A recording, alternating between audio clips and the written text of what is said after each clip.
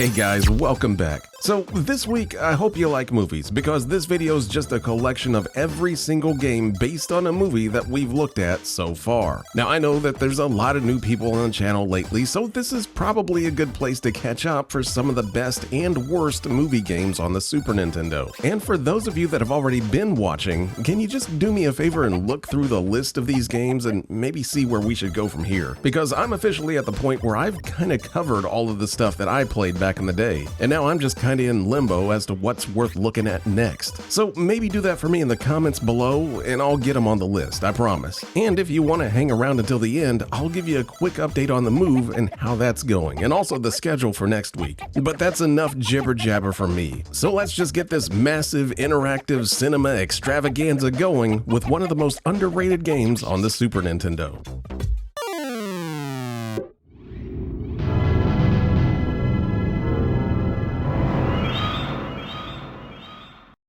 Alien 3 for the Super NES is one of those games that I classify, for me at least, as a nice surprise. Now, Alien, in theory, shouldn't be hard to make into a good video game, considering the subject matter. But I've said that about a lot of movies that were turned into some of the worst games that I've ever played, so you just never can really tell. And I definitely wasn't too sure about a game based on a movie that, at the time, was considered the worst Alien movie ever made. But right off the bat, the game does make a really good first impression. And I'm just going to go ahead and say that no matter what you think about this game, I don't think that you can argue that it doesn't completely nail the vibe of the movie. You know I like my Vigigame art, and Alien 3 here it's pretty good.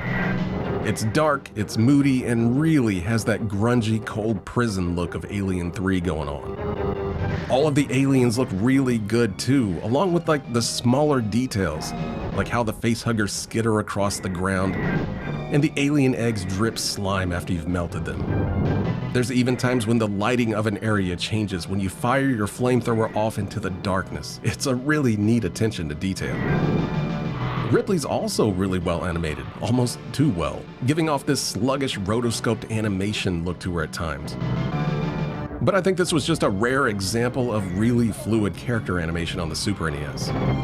So yeah, even if the rest of the game sucked, it at least looked really good while it was sucking. But thankfully that ain't the case though, because the game's not half bad either, and it's actually kind of unique in its overall structure.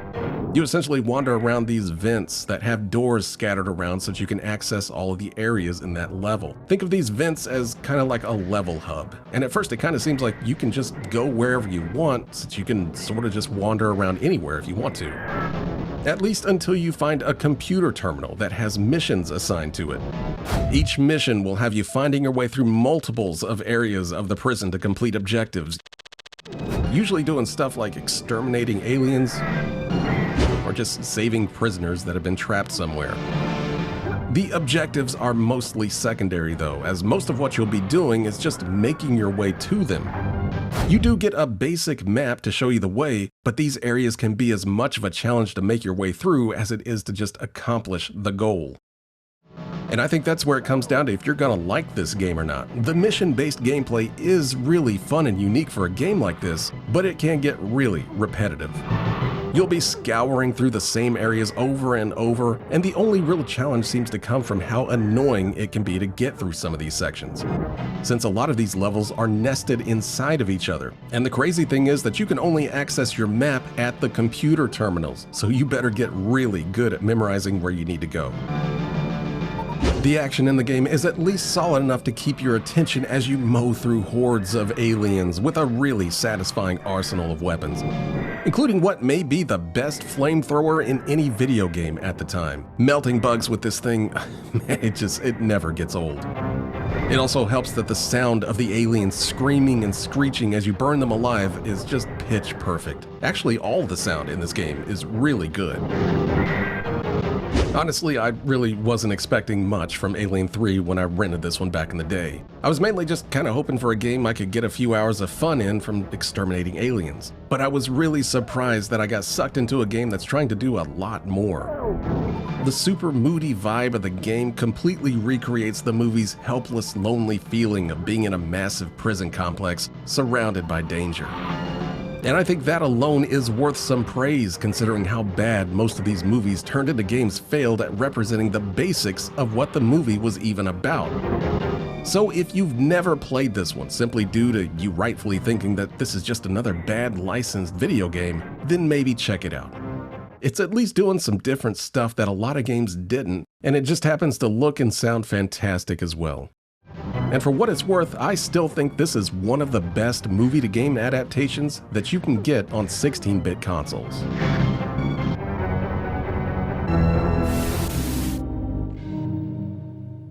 Batman Returns for the Super NES is actually a much better game adaptation of the movie than a lot of people give it credit for.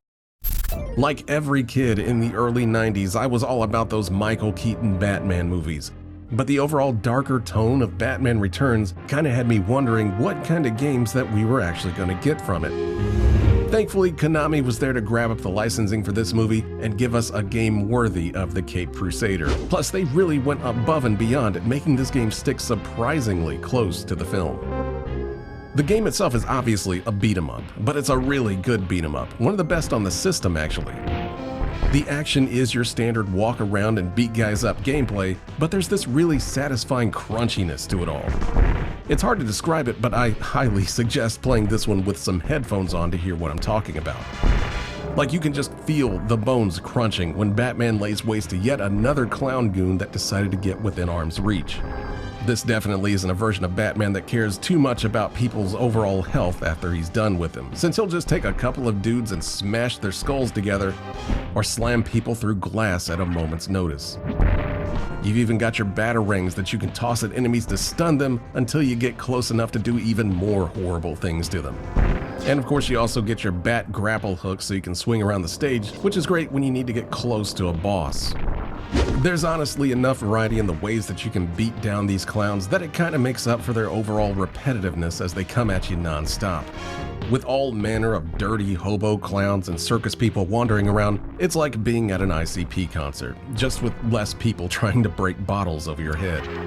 My only complaint is that I just kind of wish there were a few more different types of dirty clowns to beat up. So overall, I mean, the game looks great, it plays great, and it sounds super beefy. But what really surprised me was just how hard it leans into adapting the plot of the movie into a game. Like, check out the opening cinematic here that I sped way up, that spends a solid 5 minutes completely recapping the entire opening of the movie and then introducing both villains. This is pretty crazy for a 16-bit game. And for being a beat-em-up, it does a great job of stretching full scenes of the movie into playable stages. Of course, some liberties had to be taken here and there to make this into a fun video game, but overall I was impressed with just how close it sticks to the movie. There's even some fun details that you probably never even noticed, like how you can use your grapple hook to pull out a chunk of wall behind the first boss, just like the movie. You missed. Unfortunately though, it doesn't kill him in one hit, so that's definitely a missed opportunity there. Batman Returns is just one of those games I can sit down with and have fun with just about every time. This is a really solid beat-em-up, and honestly one of the better Batman games that's ever been released. It does such a good job of adapting the movie into the game, hitting just about every single story beat while giving you plenty of fun environments to beat clowns up in. At the same time, it makes you feel like you're just as powerful as Batman is, which, believe it or not, was pretty rare for games starring the Dark Knight. If only this one was two-player co-op, then we might have had an all-time classic here. As it stands though, Batman Returns is an excellent way to play a game based on the movie. Putting the movie and this game together just seemed natural, like they're the same, just split right down the center. So check this one out if you haven't, especially if you just really hate clowns for whatever reason. Hook for the Super NES is a fun take on the early 90s Steven Spielberg movie of the same name. Now, Hook the movie seems to be fairly divisive these days, but I definitely remember it being a pretty big deal back when I was a kid. But still, I really don't know what I was expecting when I finally saw the game based on the movie sitting on my video store shelf, especially since my old friend Sony ImageSoft was publishing this one. But the back of the box looked like anything but a Sony ImageSoft game. I mean, it was colorful, the art looked good, hell, it looked like a video game for the most part. And that's more than I can say for a lot of the slop that they published. And yeah, sure enough, this actually ended up being a fun little game loosely based on the movie. And when I say loosely, I mean very loosely, since the game only really tries to recreate the opening of the movie with Peter's kids being kidnapped by Captain Hook, and then him training with the Lost Boys to ultimately defeat Rufio to finally become the one true Pan. God, I forgot about the whole Pan thing. That's still so weird to me. If you don't know, then just watch the movie. I'm the Pan now! But anyway, once Peter has finally become the Pan after his training, then the game basically tosses any semblance of this game being based on the movie out the window, and instead just kind of turns into an action platform game.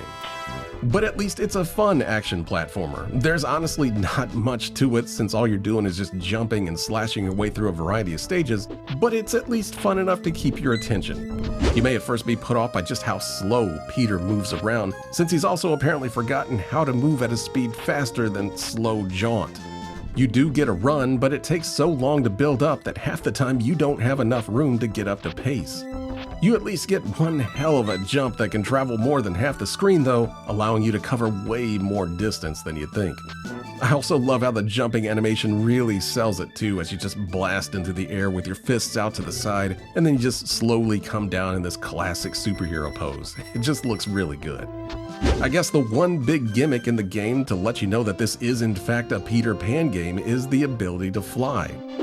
But you can only fly when you stand below Tinkerbell to suck up some of her fairy magic. After that, you can only fly so much as indicated by the flight bar at the top of the screen. And it tends to go away pretty quick, so you kinda have to get used to rationing it. But the sections where you can fly are a lot of fun. This is one thing in the game that I wish was used a little bit more often, since it only comes up for sections when the game wants you to fly. But it would have been fun to have it on a more consistent basis, especially with how the levels can be kind of wide open at times. Hook was one of those games that ended up being a fun rental, but something that I just didn't feel like I needed to ever rent again. It's fun while it lasts, but nothing really grabbed me to the point of wanting to play it multiple times. But I don't think that's really a bad thing, really. It does a good job of representing the movie in video game form, while at the same time being an entertaining platformer. Again, a rare feat for most games based around a movie license back then. But if you're a fan of the movie and never played this one, then I think it's worth a look. It may not be something that's going to keep you coming back to Neverland, but it's definitely the, Pan of Peter Pan video games.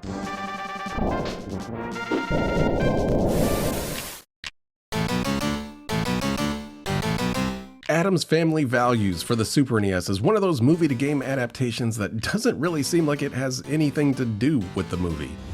Now, this is the game that was actually recommended to me by someone in the comments a few videos back, saying that this game wasn't bad at all. So I figured I'd toss it into this video if it was actually decent. And really, looking at pictures of the game and the back of the box, I wasn't really seeing what this one had to do with Addams Family Values, the movie, besides having Addams Family characters in it. Well, the answer to that is, it doesn't.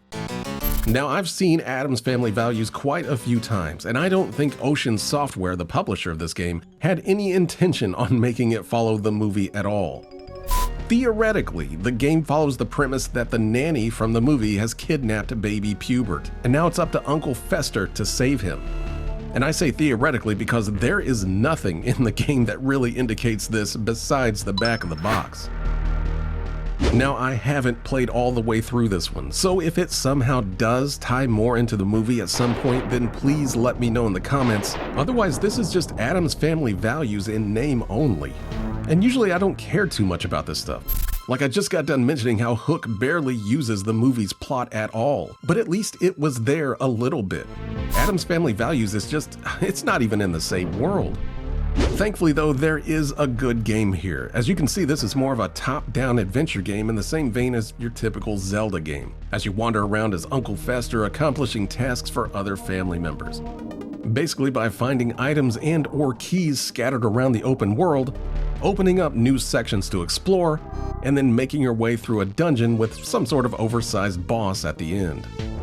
The world itself is actually surprisingly large, with a lot of areas to explore and items to find.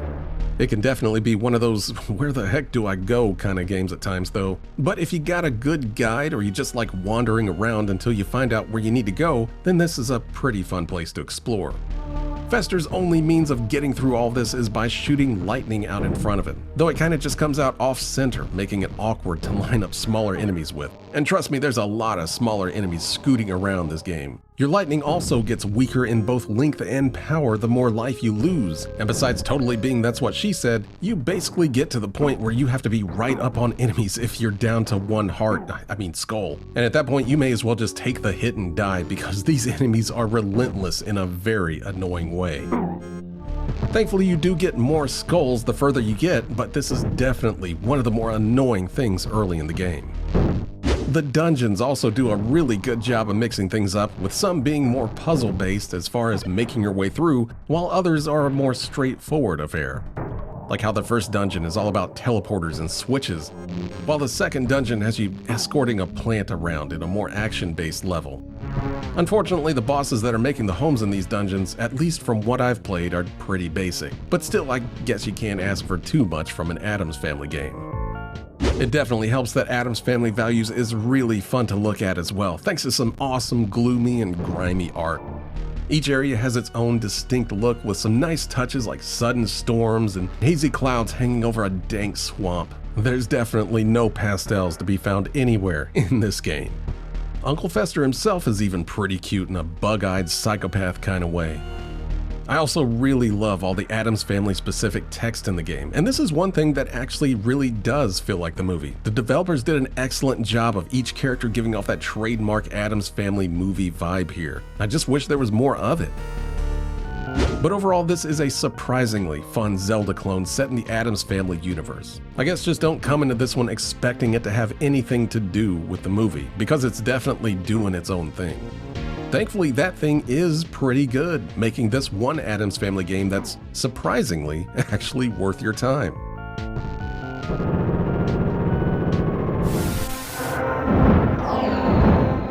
Super Star Wars for the Super NES ended up being the way that I experienced Episode 4 for the first time. And you know what? I kind of preferred it that way. But first, let's go back in time a little bit, more so than we already are, because this right here is the very first Star Wars game that I ever played. And if you can't tell, this is The Empire Strikes Back on the Atari 2600. And the first time that I played this, I don't even think I knew what Star Wars was, since I was only like 5 years old. But I still had fun flying around these weird snowy landscapes and shooting down these strange walker things. I had no idea what they were, but just going by the front of the cartridge, I mean, they look pretty cool. The game itself is super simple, since you basically just shoot the walkers until they explode while trying to aim for their weak spots when they pop up. It's easier said than done, since your ship's physics is slippery as all hell, but it's not bad. What it did do though was actually just get me interested in what Star Wars was, to the point where I'd make sure that I watched the movies whenever they were on TV, and after that I was hooked. So as simple as it was, I can at least say that this game right here made me a Star Wars fan. And speaking of those movies, growing up in the 80s, I could usually count on Empire Strikes Back or Return of the Jedi being on TV fairly regularly. But for whatever reason, the first movie, Episode 4, seemed to be MIA for whatever reason. So I never actually saw that one, and really never felt like I needed to, since I already knew how the rest of the story went thanks to Empire and Jedi. At least until I started to see advertisements for this all-new Super Nintendo trilogy of games based on the movies. Starting, of course, with Episode 4. And after seeing those pictures with these awesome graphics, complete with these crazy looking vehicle stages, I figured, you know what, maybe I have been missing out on that first movie. Star Wars.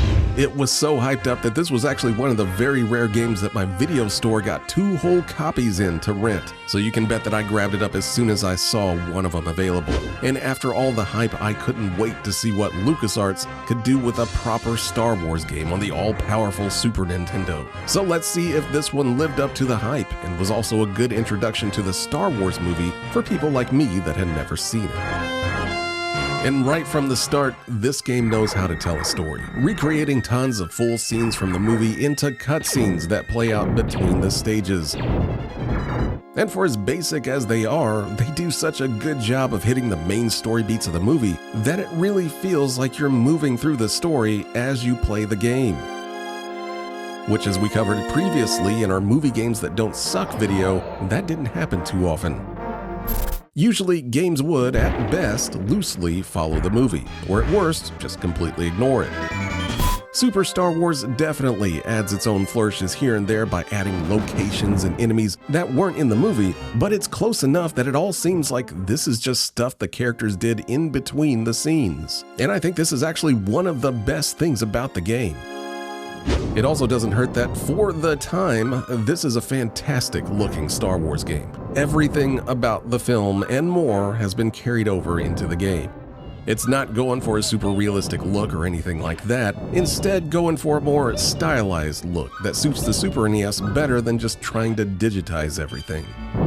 While some of it can look a bit basic and barely anything has more than like 2 frames of animation to it, I still don't think you can mistake this for anything but Star Wars.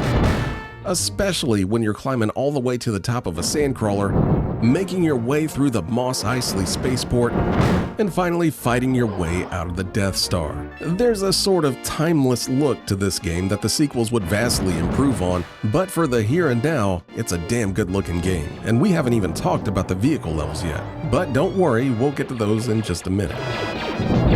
And the attention to detail carries over into the audio side of things as well, since the sound and music are just fantastic. And really, this is true for all of the games in this trilogy. The developers seem to spend a good deal of effort making sure everything sounded pitch perfect. From the iconic Jawa scream to the sand people doing that horrible war cry thing that they love to do, it's all here and it sounds exactly like the movie. And I guess it should, since LucasArts had full access to Skywalker's sound, the studio responsible for all that stuff that you hear in the actual movies. But if there's one complaint that I have with it, it's that I wish there could have just been a little bit more variety, especially after hearing dozens of Tusken Raiders just going ham through an entire level. But what's here is really good. Even John Williams' compositions have all been stuffed into a Super Nintendo cartridge, and it sounds surprisingly good. While the graphics, story, and sound absolutely do a great job of turning Star Wars into a video game, the gameplay itself is just a little bit mixed. At its core, Super Star Wars is an action platformer. You're essentially blasting and jumping your way through all of these stages without much else happening. The gunplay is pretty solid, with your blaster being able to shoot in any direction, though this is one of those weird games where you have to freeze in place whenever you want to shoot. You'd think that might slow the game down a little bit, but honestly, it works pretty well, and it's not too annoying. What is annoying though is just trying to make your way through some of these stages. Your character doesn't feel too bad running around when they're on solid ground, but as soon as you leave the ground, you better start hoping for the Force to take the wheel. Because both your normal jump and your high jump that you can do by holding up on the D-pad kind of feels floaty to the point where you're in the air for much longer than you think you should be. And it doesn't help that just about everything in this game will push your character around if it touches you, like literally everything. Flying enemies push you across the screen. Weapons shove you off platforms, and even debris from enemies you've already killed shove you around like a 4th grade bully. So combine all of that with an iffy jump, and you're going to be missing a lot of platforms in this game. Which wouldn't be too bad, except that a lot of these levels loves to put in long platforming sections.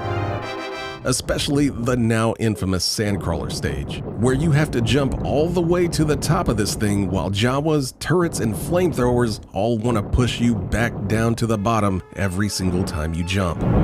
It can be maddening, especially since this is one of those games where enemies will just respawn endlessly. And maybe if these levels were a little shorter, it wouldn't be too bad to deal with. But unfortunately, they just seem to go on for like 2 or 3 times longer than they need to, repeating things over and over to the point of just kind of getting annoyed with it. Like how after you get your lightsaber for the first time, you fight this bantha. And I mean, this is pretty cool. It's a bantha and it explodes. But I guess a developer was like, yeah, that bantha was really cool, but wouldn't it be even cooler if they had to fight that bantha 3 more times in a row? And that's exactly how a lot of these stages in this game feels. There is at least a good amount of variety in those stages, but whatever variety they have quickly wears thin when they repeat the same sections and obstacles 15 times over before you even get to beat the level. The game does let you run around those levels with 3 characters that you get to choose from once you hit Mos Eisley. Of course, you start the game with Luke, who has his basic blaster that can be upgraded as you collect blaster power-ups, with each upgrade being surprisingly different. But as soon as you collect the next upgrade, you just kind of toss it. I kind of wish you could have just been able to choose which upgrade you wanted to use, but oh well. A few levels in though, Luke does get his lightsaber, which is, as expected, a ton of fun, especially when you do his contra flip with his saber just mowing through everything around him. Han and Chewie are a little less exciting though, only having upgraded blasters when you pick them, with no real advantages to using them over Luke. Except for maybe Han having this super sweet no-look shot whenever he shoots into the air. Still though, it is cool that you get the option to choose which character you want to play as at all in this game. The bosses sitting at the end of each stage are all impressively large, but unfortunately these are literally just battles of attrition. And this is another thing that kind of just carries through all 3 of these games. There's hardly any strategy here besides taking a few shots, dodging, and then just hoping for the best. The real highlight to a lot of these bosses though is how the developers reached into the lore and backstory for some of them. Like I remember everyone flipping out that the Cantina boss is a real version of one of those holographic game pieces that you saw in the Millennium Falcon. And yeah, while that is neat, actually fighting him is more just like a wet fart than anything else. Thankfully, the vehicle stages really shine though. While the speeder stages are cool, where you get to fly around Tatooine and blast Jawas on your way to Mos Eisley, it was the attack on the Death Star and the trench run that really stole the show here. Flying around the Death Star and blowing up towers and TIE fighters was exactly what I wanted to do in a Star Wars game as a kid. It kind of looks like a mess these days and you can only sort of fly forward, but it's still fun. And the trench run that came right after that level was, oh man, it was something. Putting you right into the cockpit of Luke's X-Wing as you make your way down the narrow trench, fighting Vader as the final boss, even though he just kind of sits in front of you, and then firing your torpedoes into the exhaust port right as Obi-Wan tells you to use the Force. These 2 stages alone really made you feel like you jumped right into the movie. So kudos to the developers for getting them picture perfect for the most part, at least as good as you could on the Super Nintendo. Overall, Super Star Wars ended up being a really important game for me on the Super Nintendo. This was the one that really got me obsessed with how well movies could be translated into a video game, since if done well, could effectively make you feel like you're playing an interactive movie. Yes, even a side-scroller like this. And as mentioned earlier, I had never even seen or knew the plot of Episode 4 until I played this game. In fact, when I was finally able to watch the movie one night when my dad rented it, I was kind of disappointed. The game had done such a good job of letting you play the movie's plot, and honestly making it a lot more exciting for a 12-year-old kid than what the movie was. Of course, as I grew up, I had more of an appreciation for the original film, but I can't deny that at the time, I liked Super Star Wars the game more than the actual movie.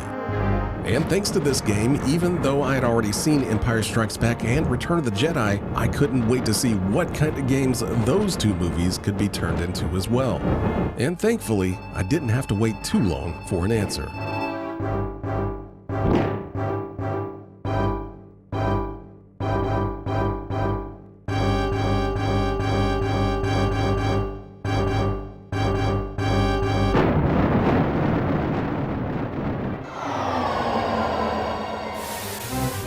Super Empire Strikes Back for the Super Nintendo tries to be everything a sequel should be, but ends up being a frustrating step back in a lot of ways. As a kid, Empire was always my favorite movie, and it still is to this day. I loved the battle on Hoth, with the rebels desperately fighting an unwinnable battle with the Empire. Luke training with Yoda only to see that he wasn't ready to be the Jedi Master that he wanted to be, and then finally facing off with Vader on Bespin only to lose and come out of it barely alive in the end. Yes, it was a darker tone, but that was one of my favorite things about it. Plus, it was just a huge jump in quality in just about every single way from the original movie. So I was hoping that Super Empire Strikes Back would be just as big of a jump over Super Star Wars as the movie was. Big, new, sprawling space adventure in the Star Wars saga. And just going from the back of the box, it really looked like this one was going to be the sequel that us kids were wanting, especially after seeing those screenshots of a full-on battle for Hoth level and Luke and Vader having their showdown on Bespin. Just those two things alone got me to buy the game. So let's see if it was worth the wait and my hard-earned money. Super Empire Strikes Back continues Super Star Wars' impressive storytelling with a ton of really great cutscenes in this game as well. And they all look even better here with some great animation to really make you feel like you're watching scenes from the movie. Some of them even getting close to CD-ROM cutscenes that you'd see on PC at the time. Empire also really ups the game here with just about every scene in the movie accounted for, and even some that the movie barely got to show. The graphics also get a big upgrade in Super Empire Strikes Back, maybe too big of an upgrade. This is a fantastic looking game where you can tell the developers spent a lot of time getting just about every single detail as close as they could. Like, look how good Luke's Tauntaun looks. That's just a good looking Tauntaun. Along with just about everything else in the game too. Every character, stormtrooper, weird alien, and level has had a considerable glow up in Empire. And while it may not be the most colorful game out there, since a majority of it does take place in the snow and a swamp, it's still about as good as you can get on the Super Nintendo. Gameplay though is largely the same in Empire, so we're just going to go over the new stuff and the bad stuff. You finally get the ability to actually run and gun in this game, along with a proper double jump that really should have been in the first game. And it goes a long way in making those awful platforming sections from the first game a little less awful. The big new change that the game throws in are force powers that Luke gets after training with Yoda. After that, you'll find a variety of force power-ups that you can access whenever you press the select button, with some really neat stuff like being able to freeze enemies, deflect shots back at them, slow time to a crawl, and even use levitate to completely bypass large chunks of the stage if you want to. These are all legit the coolest things in the game, and they're a ton of fun to use and experiment with. Unfortunately though, you don't get them until halfway through the game, and by then you only get a couple of levels where you actually get to play as Luke on Bespin, since you're playing as Han and Chewie most of the time there. So as much fun as they are to use, it just kind of seems like you don't get much time at all to play with them. Oh, and speaking of playing as Han and Chewie this time, while you don't get to select who you want to play as anymore, both characters at least get some unique special moves that they can use this time around. Han has his grenades that he can toss at enemies and are especially handy with bosses, and Chewie gets his patented spin attack, which is really nice since it anchors him to the ground whenever he does it, making some of the most annoying enemies super easy to deal with. Unfortunately, neither are as cool as using Luke's force powers, but it's at least more than they could do in the first game. The vehicle levels also get a big upgrade in Empire as well, since you actually get full 360-degree movement in this one, unlike just being able to move forward in Super Star Wars. And that makes a big difference in the snowspeeder battle, since you now have to fly past AT-STs and AT-ATs and then circle back around to take them down. Even being able to launch your tow cable onto an AT-AT and then circle around them to trip them up just like the movie.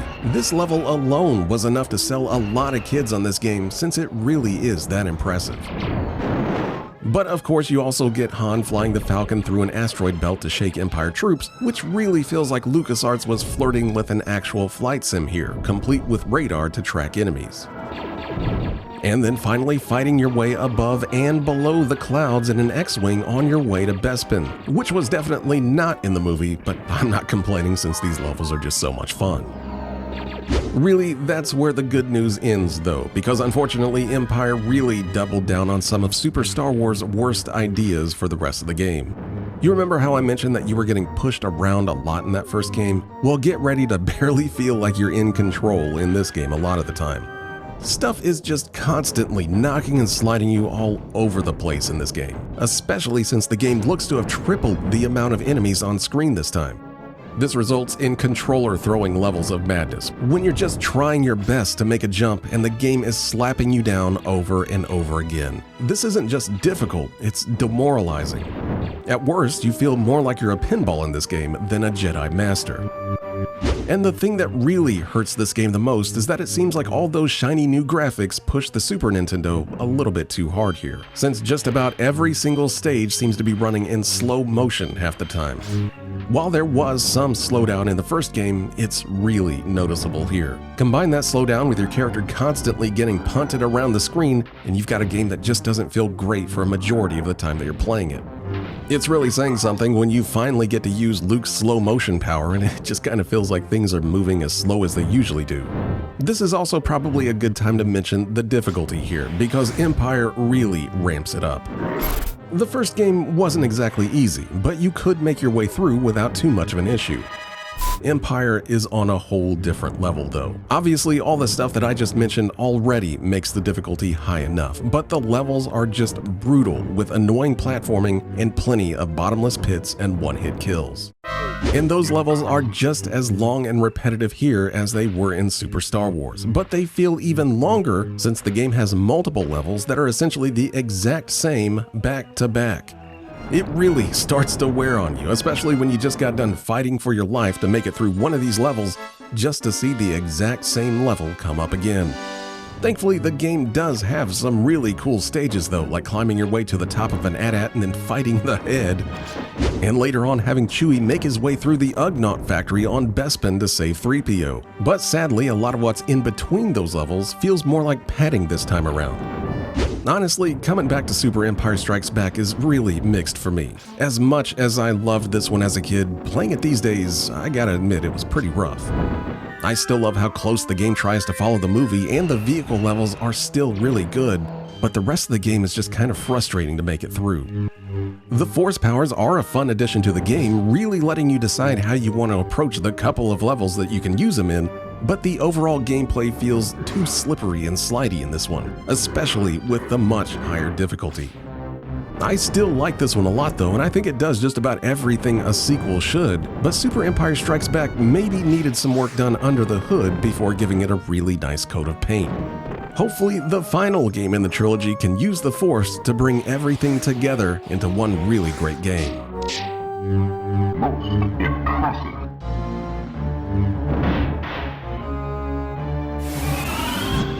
Super Return of the Jedi for the Super Nintendo was a great looking into the trilogy, but just couldn't quite finish as strong as it could have due to never fixing a lot of the problems that the first two games had.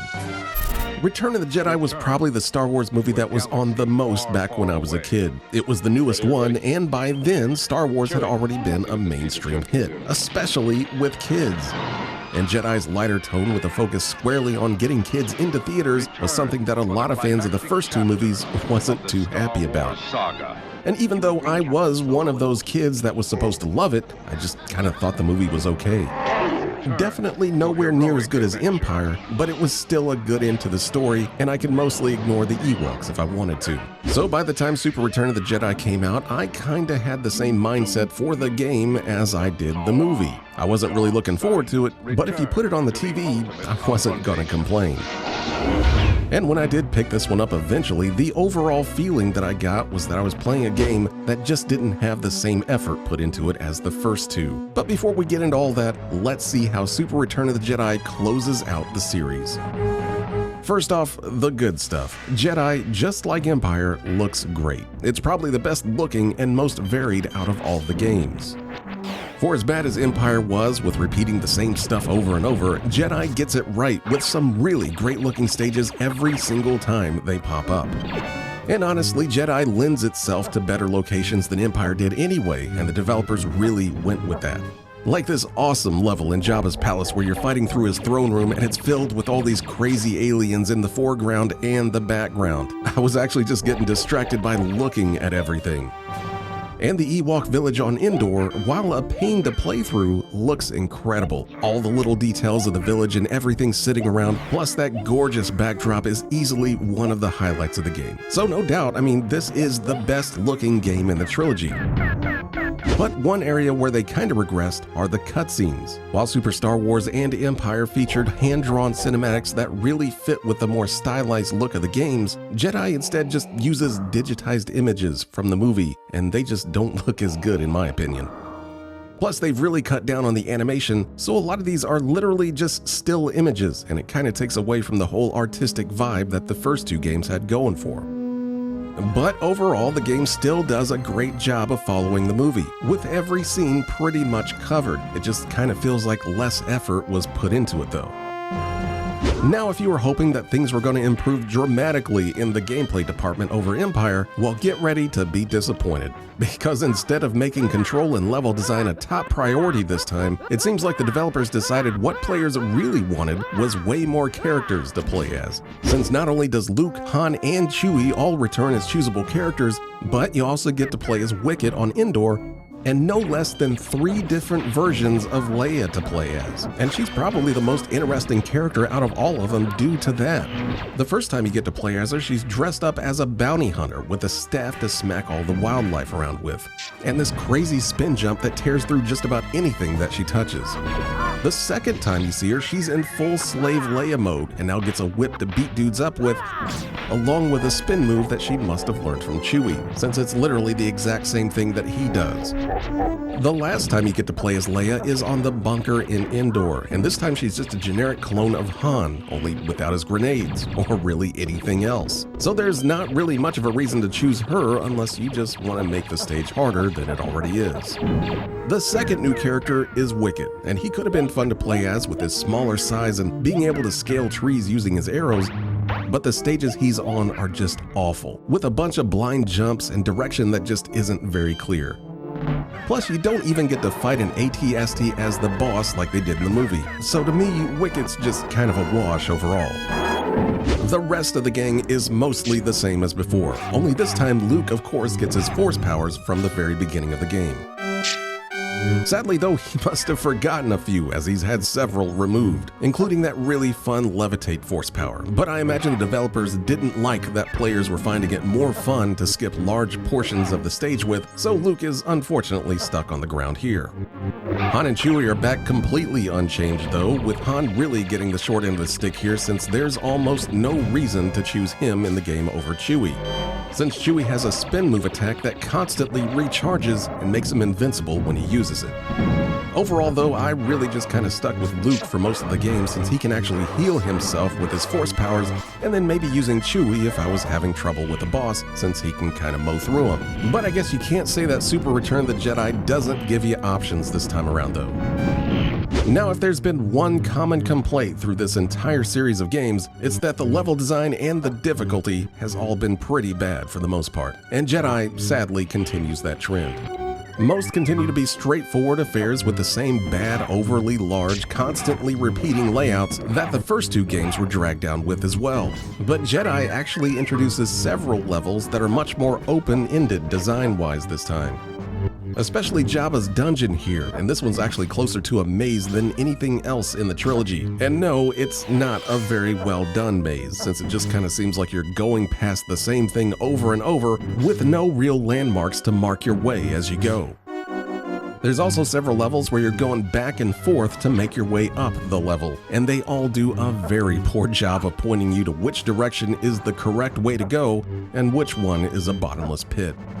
Now, I'm not against large explorable levels in video games, but at least give me something to work with here, instead of going a way the developers didn't intend and ending up wandering around a big open space with no idea where to go. Oh, and you know what? I completely forgot to mention that there's a new speed power-up that you can pick up, which is something you definitely should not do since it literally launches you across the stage as soon as you touch it. And the way these stages are designed, you're guaranteed to end up in a bottomless pit every single time.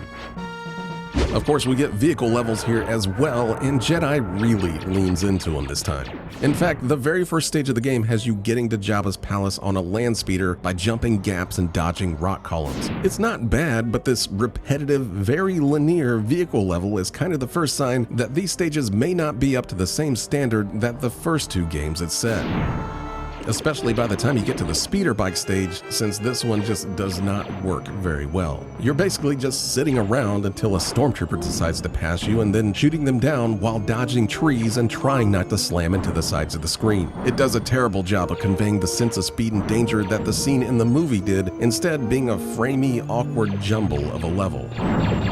Then there's this stage where you're positioned on what looks like the most Mode 7 looking Millennium Falcon ever while shooting down TIE fighters. I mean, it is functional, but it's just so simple. Why not bring back a reworked cockpit view that was in the last game?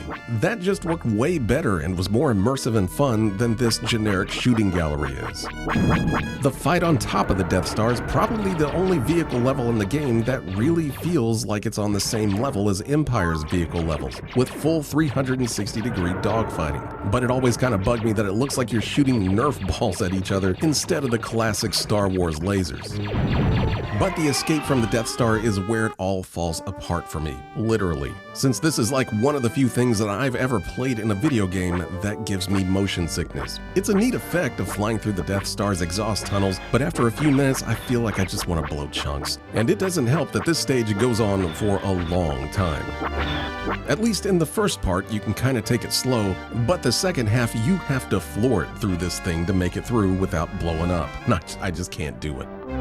Overall, the vehicle levels just kind of feel phoned in this time, without the same level of attention that the first two games had. There's definitely more of them, but I'd take less just to have a level as good as the Trench Run or the Battle on Hoth in this game. Oh, and real quick, before we finish this one up, I just want to mention the difficulty. Now, I do think that Return of the Jedi is easier than Empire, but that's not saying much. It's still incredibly difficult.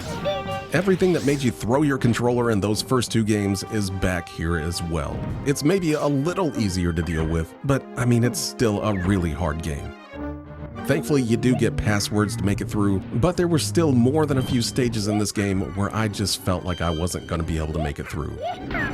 Now I know it sounds like I'm being pretty negative on Jedi, but I think this is the game where a lot of this should have been fixed, or at least made more tolerable. There's stuff that's still here from the very first game that was heavily criticized, like being knocked around by enemies constantly, which is somehow still a thing in Return of the Jedi. The bosses are still more of a battle of attrition than anything else, though I will say that at least some of these have some attacks that you can dodge this time around. And of course, the level design that really doesn't make much sense at all. This is all stuff that I've been complaining about for all of these games, but I just can't give it a pass here.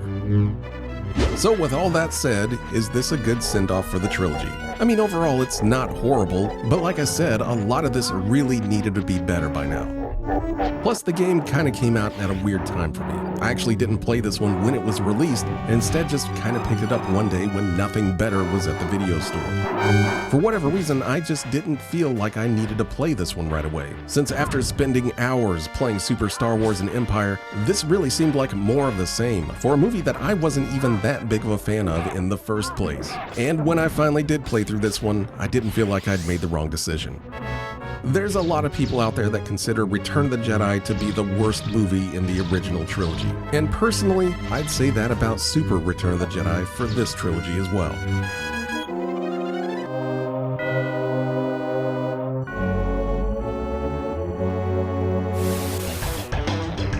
True Lies for the Super NES is one of those games that you never thought you needed to play, but ends up surprising you with a way better game than what you expected. Of course, True Lies for the Super NES is based on the 1994 movie of the same name. I remember seeing trailers for this one back in the day, and I can honestly say that I wasn't super excited to watch it, since besides having Mr. Schwarzenegger in it, it just kind of looked like every other action movie that I'd seen in the 80s and early 90s. But my dad ended up renting this one night, and by the time the credits rolled, I was thoroughly entertained. It was a really unique take on the over-the-top action movies of the time, with plenty of fun characters and humor to push things along, which was actually my favorite thing about the whole movie. You know, maybe a little. But when I saw the game sitting on the shelf at the video store, I kinda noticed something on the front of the box. And no matter how much I liked the movie, I wasn't about to risk my hard-earned $4 on an LJN game. But I can't say that I wasn't curious. The back of the box made it seem like it was a decent-looking top-down action game, and that stuff was right up my alley at the time. And according to the dozens of comments in the previous movie game video, it's one that I definitely should have taken a risk on. So I'm gonna correct that apparent mistake right now. Get into True Lies and you're met with exactly what you'd think it would be, an overhead shooter, which is what I thought it was until I started shooting innocent people and being scolded for it. Turns out there's a little bit more to this game than it lets on, since this first stage actually has you infiltrating a mission, finding a password to unlock a door, and eventually planting a modem for whatever reason on a computer, then blasting your way out of the mansion and onto the slopes while you're dodging enemy snowmobiles and even an honest-to-God military chopper trying to take you out. I mean, if we're talking about first impressions, True Lies ain't too bad. But hold on, let's just calm down a little bit because first impressions are just that, first impressions. What I was expecting though was the reality that set in soon after, because once the novelty of that first stage wears off, you're left with a pretty average playing game.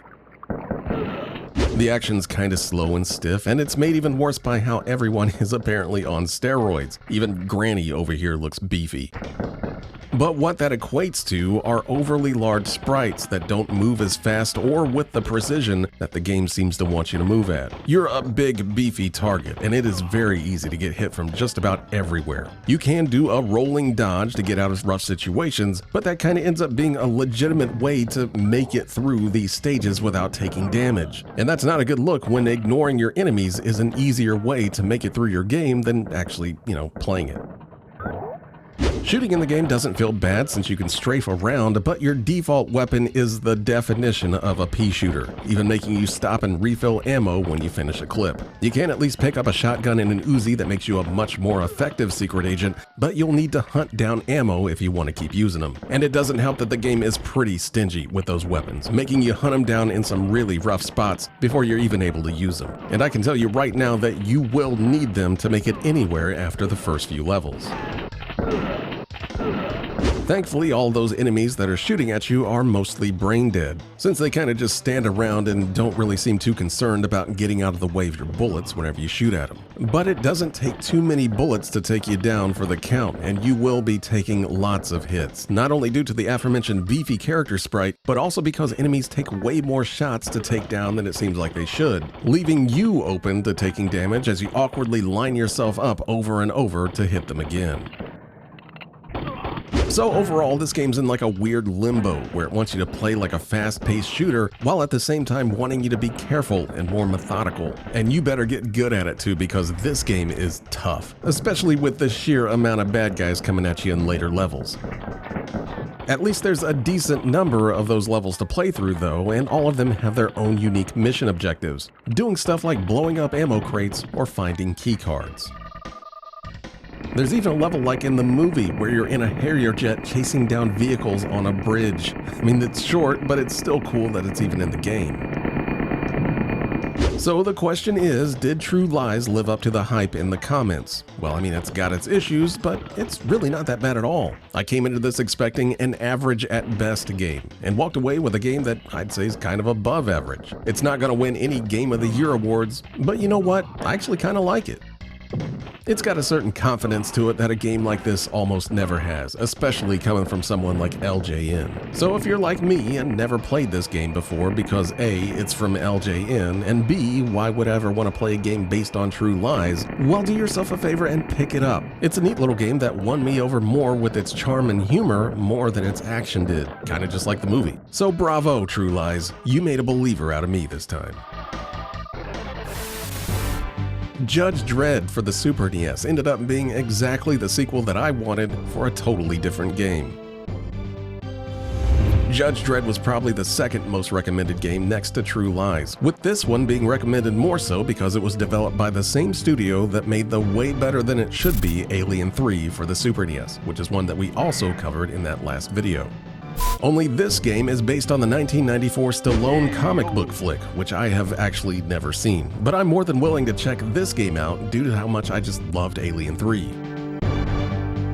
and you can immediately see and feel just how similar both of these are to each other. Just like Alien 3, Judge Dredd is a really good-looking game. The sprite work and animation here is just as good as it was in Alien, if not better. The animation on Dredd is easily some of the best on the system, and even the rest of the characters in this game are animated really well too, which is something that I couldn't say about Alien. The stages in Judge Dredd also get a big upgrade here as well, with a ton more variety than we ever had on Alien's cold prison planet. And when I say variety, I mean it here, because there are some wild stages in this game. It starts off pretty tame with a city and the sewers, but pretty soon you'll be fighting through deserts, the Statue of Liberty, labs filled with exploding zombies for whatever reason, a vehicle stage where you're trying to outrun other cops, and this stage which had me just cracking up. It's called The Dead World, but it's such a departure from the rest of the game that I kind of was wondering if I just stepped into the wrong game. It's like you go from fighting just like drug dealers and regular guys in the other levels to being in a burning hellscape where you're fighting lightning skeletons. Like really, if there's anybody that can tell me what this has to do with Judge Dredd, please let me know, because I'm legit curious. Overall though, I love when a game keeps every level distinct, and Dredd really does do a great job here. The only knock that I can give it is because of Dredd's overall busier look to it, since it can kind of make it hard to tell where you're supposed to go or what you can interact with in some of the levels. Now, if you remember that Alien 3 review in the previous movie game video, then you already kind of know how Judge Dredd works, since this game just takes that game's level-based missions and tosses them in here as well. Only this time, instead of having massive multi-area maps to navigate through, Judge Dredd just has one primary mission and one secondary mission for each level. The secondary missions are pretty much always just eliminating or arresting everyone in the stage, while the primary missions task you with doing stuff like blowing up ammo dumps or closing prison doors, among others. And just like Alien 3, there are terminals scattered around each stage so that you can check up on your mission progress if you need to. Some levels though just completely forget about the missions and turn into a standard level where you make your way through to the end and then fight a boss. But the real meat of the game will have you searching around trying to complete your objectives. But even with the smaller focus on individual levels this time, Judge Dredd still suffers from Alien 3's biggest problem with these levels, by making you feel like you're just wandering around a lot if you happen to miss or can't find one of your objectives. Especially since the terminals in Judge Dredd are missing out on Alien 3's super useful map screen, and you really miss that here on some of the larger levels, since this time you just kind of have to hope that you can figure out which random spot or part of the map that you forgot to explore. The action, though, is thankfully much improved over Alien, which is a good thing since this is definitely more of a fast-paced action game this time. Dredd feels faster and more fluid than Ripley ever did, but there's still some of that trademark probe software jankiness here. Mostly thanks to Dredd's very smooth animations, making everything feel more drawn out than it should be. Especially the hand-to-hand combat, which really just mostly feels like you're flailing wildly in the air at times. Plus, the duck here does that weird thing where it scrolls the screen down every time you press it, and that sucks because there are a lot of times when you need to duck over and over, making it look like the screen is just kind of having a spasm while it bobs up and down. Still though, I was having fun shooting through criminal scum once I got the hang of the controls, especially since Judge Dredd stays true to the character by letting you arrest some of those criminals instead of just blasting them across the pavement. Doing so gets you a higher point total at the end of the level, plus some bonus items if they happen to have any on them. I love that they put this mechanic in the game at all, but I wish it had more of an impact on gameplay besides just points and items. Again, if there is more to this, then let me know in the comments, but overall I couldn't find anything else on it. But as someone that always wanted a more action-oriented version of Alien 3, well, this is basically it, just in Judge Dredd form. It takes the basic formula of Alien 3's mission system and distills it down into smaller, more focused chunks with individual levels, and I love that. I know if I'd rented this one as a kid, I would have had a blast with it. Unfortunately though, this game came out in like 1995, so I wasn't even looking for Super NES games at the time. But if you missed out on this one too and really liked Alien 3, then I highly suggest checking out this underrated Stallone Super NES gem. Stargate for the Super NES is yet another Probe software game that's actually a lot better than you'd think it is.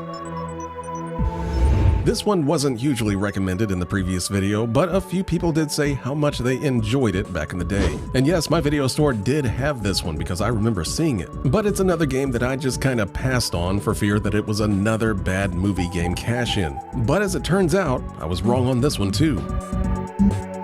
Out of all the Probe games that we've covered, Stargate is probably the most unique. While I just talked about how Judge Dredd was a more focused mission-based game, Stargate instead goes for the more large open stages that you can openly explore kind of thing.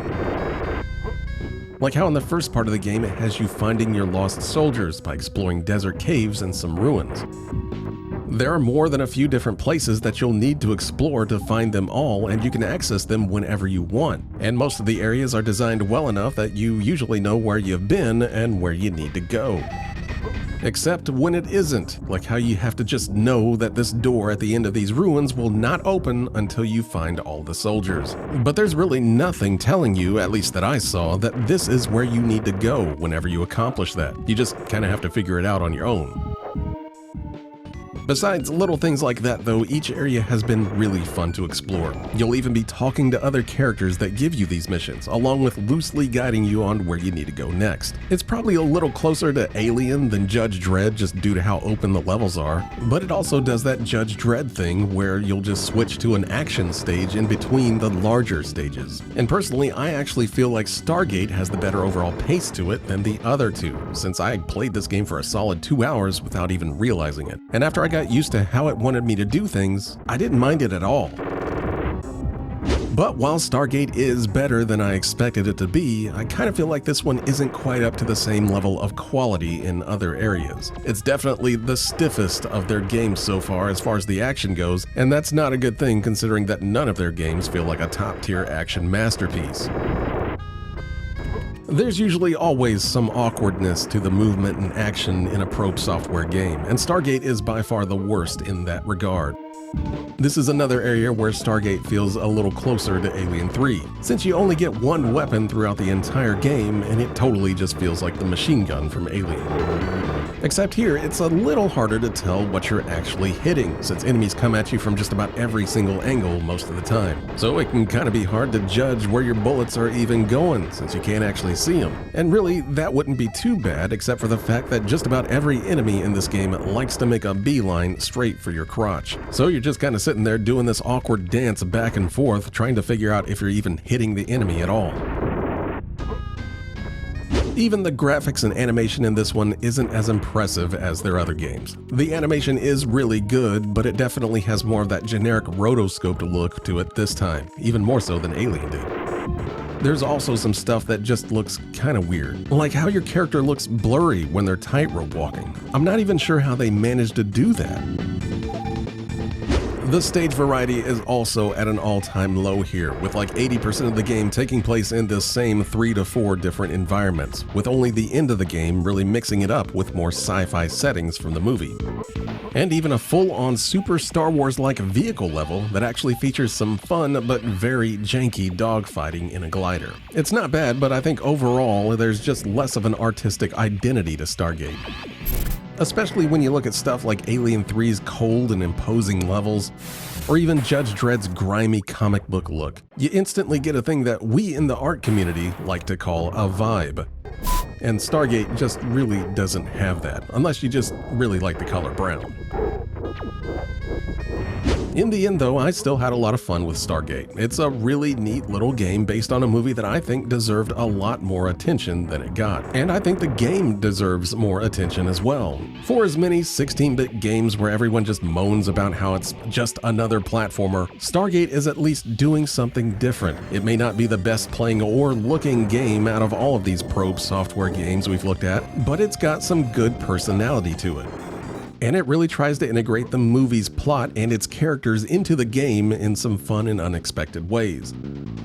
So if you're like me and you're a fan of the movie and never played this Super NES game, I think it's worth checking out. This is one that a noobus would definitely approve of.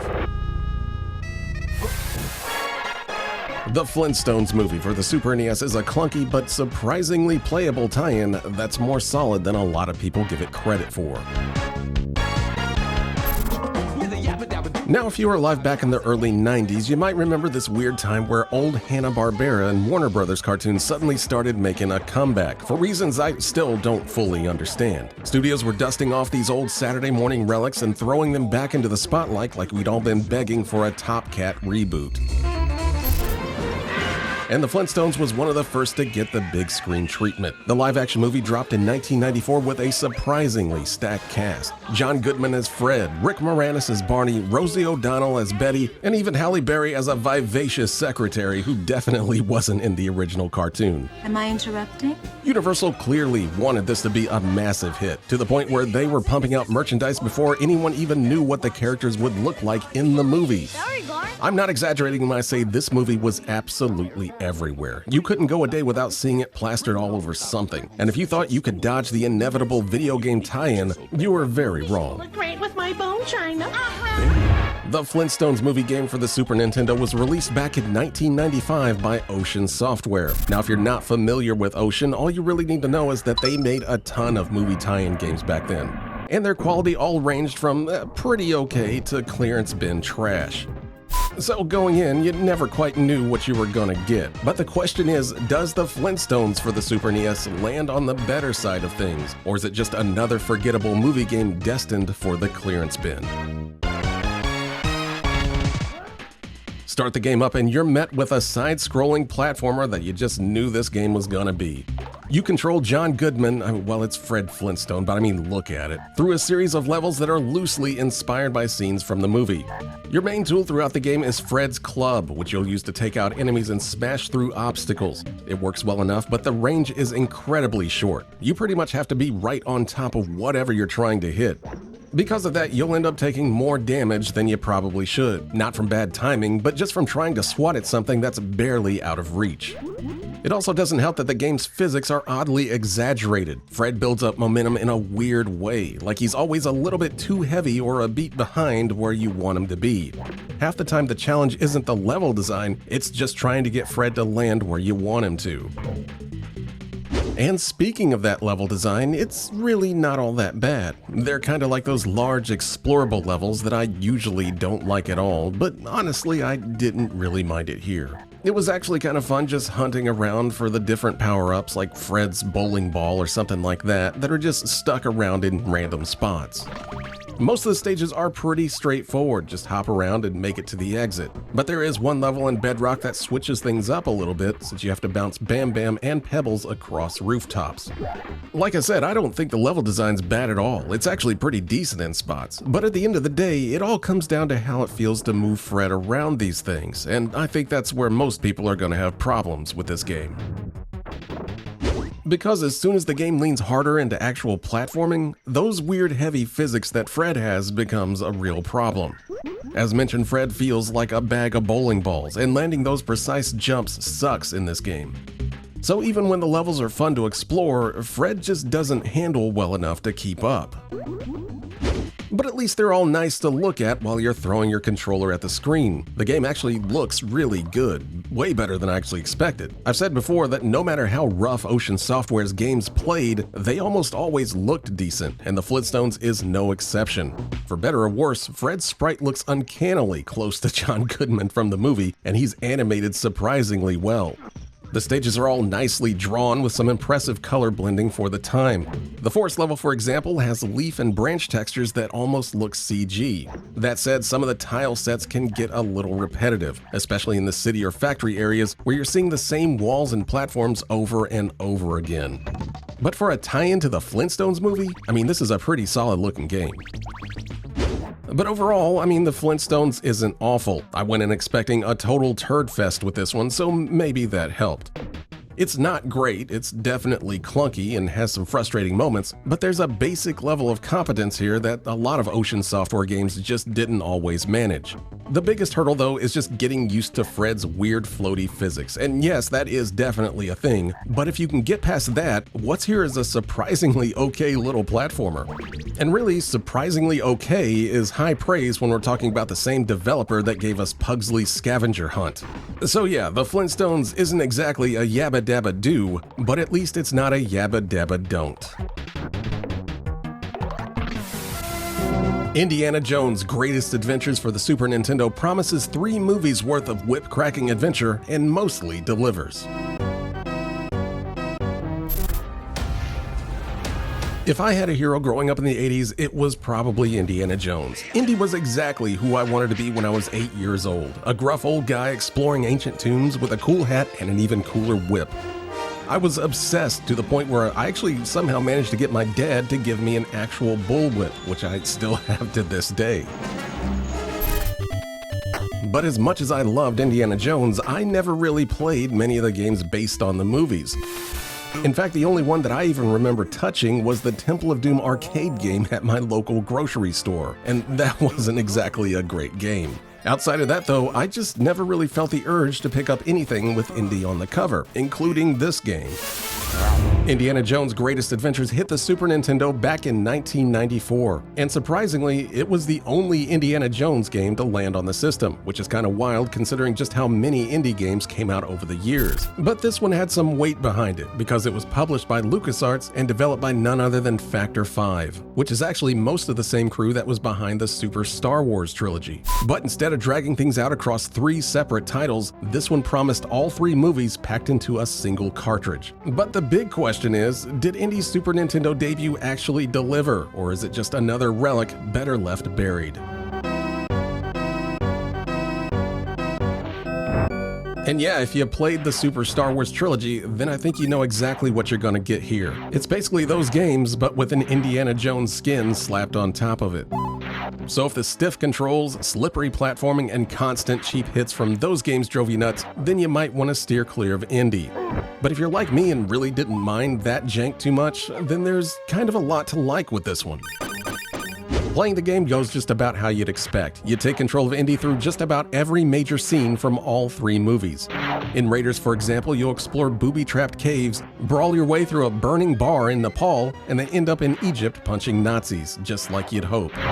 Most of these are pretty straightforward action platforming levels, where you either shoot or whip your way through. Your main weapon is of course Indy's trusty whip, and while it's not the flashiest attack since it's just as stiff as the rest of the game feels, it's still pretty satisfying in that dollar store Castlevania game kind of way.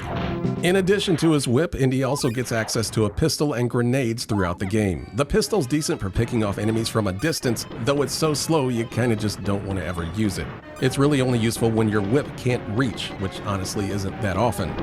The grenades are basically this game's version of a thermal detonator, since it's great for clearing out groups of tougher enemies when things get dicey. They're limited though, so you'll want to save them for emergencies, or when you're just tired of dealing with a screen full of birds or bats. Controlling Indy though is where things get to be a little bit hit or miss. Now I don't think it's as rough as the Super Star Wars trilogy, at least Indy isn't getting knocked around like a bullied 3rd grader here, but he still feels stiff, just like those games, especially when it comes to jumping. The platforming here isn't quite as crazy as it was in the Super Star Wars games, but you're still dealing with the same awkward, floaty jumps that never quite feel right. To the game's credit, it does a decent job of working Indy's whip into the platforming, since he can use it to grapple onto hooks and swing across gaps, which adds a nice bit of variety. But even that can feel clunky at times, since the timing and hit detection are just finicky enough to make simple swings more irritating than they should be. Now with that being said, you're probably wondering how this game handles having 3 entire movies packed into it. Well, like I mentioned earlier, it plays out more like a greatest hits collection of big moments from the films. And because all 3 movies are crammed into one game, each movie's trimmed down quite a bit. But honestly, I think it works in the game's favor. Super Star Wars had a bad habit of dragging levels out for way too long, sometimes even inventing completely random ones just to pad things out. Indiana Jones doesn't really do that. Most of the levels here go by pretty quick, and the game's always shifting you to the next big movie plot point before anything gets too stale, at least for most of the game anyway. The locations change up pretty often, and even if some of the stages do drag on a bit, the pace of the game keeps things moving to avoid the burnout that bogged down a lot of the Star Wars games. You even get some vehicle levels to mix things up, though these aren't nearly as involved as the ones in Super Star Wars. But at least they do a good job of mixing things up when they do show up.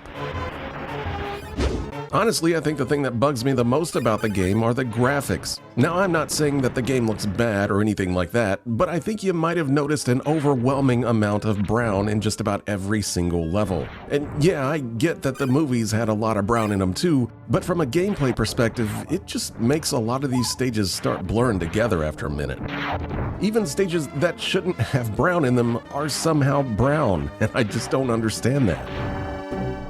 But overall, I think this one's kinda tough to pin down. If you played the Super Star Wars trilogy, you'll feel right at home with Indiana Jones' Greatest Adventures. It plays almost exactly the same, and while it's not quite as punishing, it still has that same stiff, slightly unresponsive feel baked into the controls that those games had. And if you didn't like it there, you're not gonna like it here either. That being said though, I still think it works a little bit better here in Indy, mostly because it's condensed instead of dragging each movie out into a full-length game. It's got its problems, but if you're an Indiana Jones fan and missed out on it like I did when I was a kid, then yeah, check this one out. It may not be the holy grail of Super Nintendo games, but it's easily one of the better attempts at an Indiana Jones game on consoles.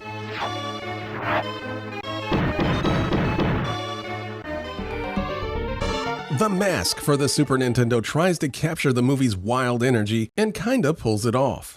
All that is about to change. When The Mask hit theaters back in 1994, it was pretty much an instant hit. Jim Carrey was already pretty popular thanks to Ace Ventura and Dumb and Dumber, but The Mask felt like the perfect place to just let him lose his f***ing mind. My mask!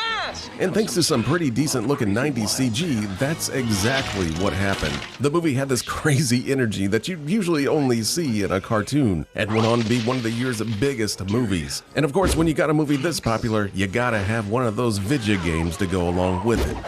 The Mask.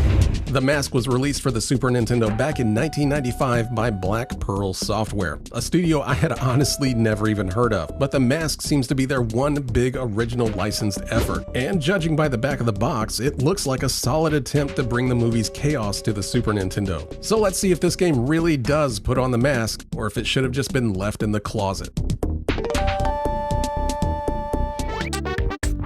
You, of course, take control of the mask in what's basically your standard platformer. You run through each level, dispatching random goons and totally innocent bystanders until you eventually make it to the end of the stage. The game's big gimmick is, of course, letting you get to use a bunch of powers pulled straight from the movie, like bashing enemies with a giant cartoon mallet or spinning into a full-on Tasmanian tornado. It's fun until you realize you can't just go nuts with them. Every one of these powers drains your mask power number at the bottom of the screen, because of course even supernatural chaos has a cooldown. The number does slowly recharge over time, but you'll still be scrambling to collect floating M icons just to stockpile enough juice for the next area. And you'll want all of that juice, especially when the game decides to throw in one of its many terrible boss fights at you. It's not the worst system in the world that you could have used for this game, but it definitely puts a leash on the fun. Because when you run out of mask power, all you're left with is just your punch, and it takes like 10 hits to kill even the most basic dudes with this thing. But when you got a ton of mask power and you're just tearing through enemies, that's when the game's at its best. It almost nails the chaotic feel of the movie.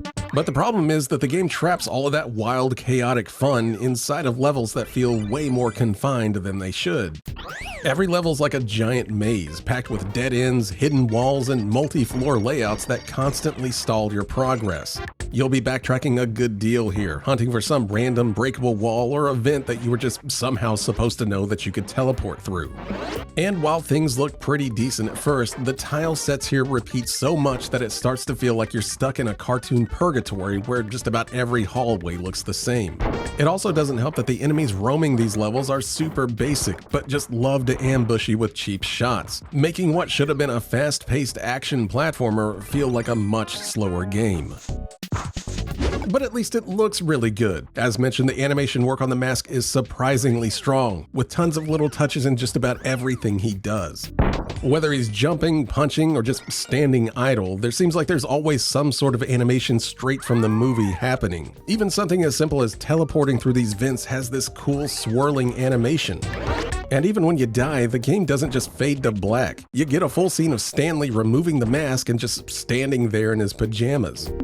It's stuff like this that at least makes the game fun to look at, even if it's kinda tedious to play at times. The Mask for the Super Nintendo is one of those games that could have been a lot more fun if the developers just had a better handle on level design. Black Pearl Software definitely got the energy of the Mask right, but it's just all buried under terrible stages and some really bad boss fights. It's actually really frustrating because the fun is there, it just never quite clicks the way that it should. But if you're a fan of the movie, it still might be worth checking out. There's definitely some fun in just messing around with the powers and soaking in the animation, just don't expect it to be smoking!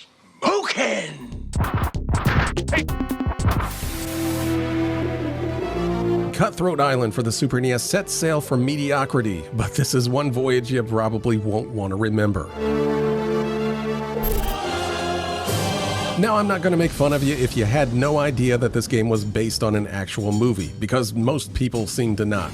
CutThroat Island hit theaters back in 1995 and wasn't just a flop, it was one of the biggest box office bombs of all time. The movie tanked so hard that it actually helped sink an entire studio behind it. And honestly, reading about the behind-the-scenes chaos is probably more entertaining than anything in the movie, or the Super Nintendo game for that matter.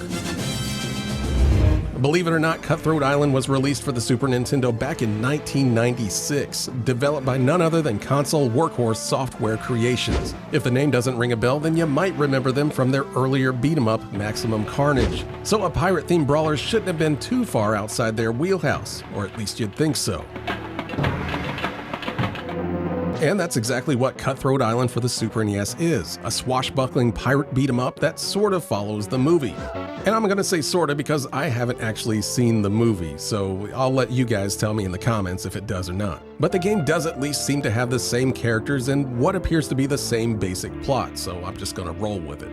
What I do know is that you walk around the screen stabbing your way through endless waves of enemy pirates. And honestly, I think if that was done well, then I think that's a pretty solid setup for this one. But just like the film it's based on, CutThroat Island doesn't quite live up to the fantasy. First off, let's get the good stuff out of the way, because it's not all bad. Visually, I think the game actually looks kinda neat. It has a bit of that early LucasArts adventure game vibe look to it, with some nice looking sprites and decent character animation to go along with them.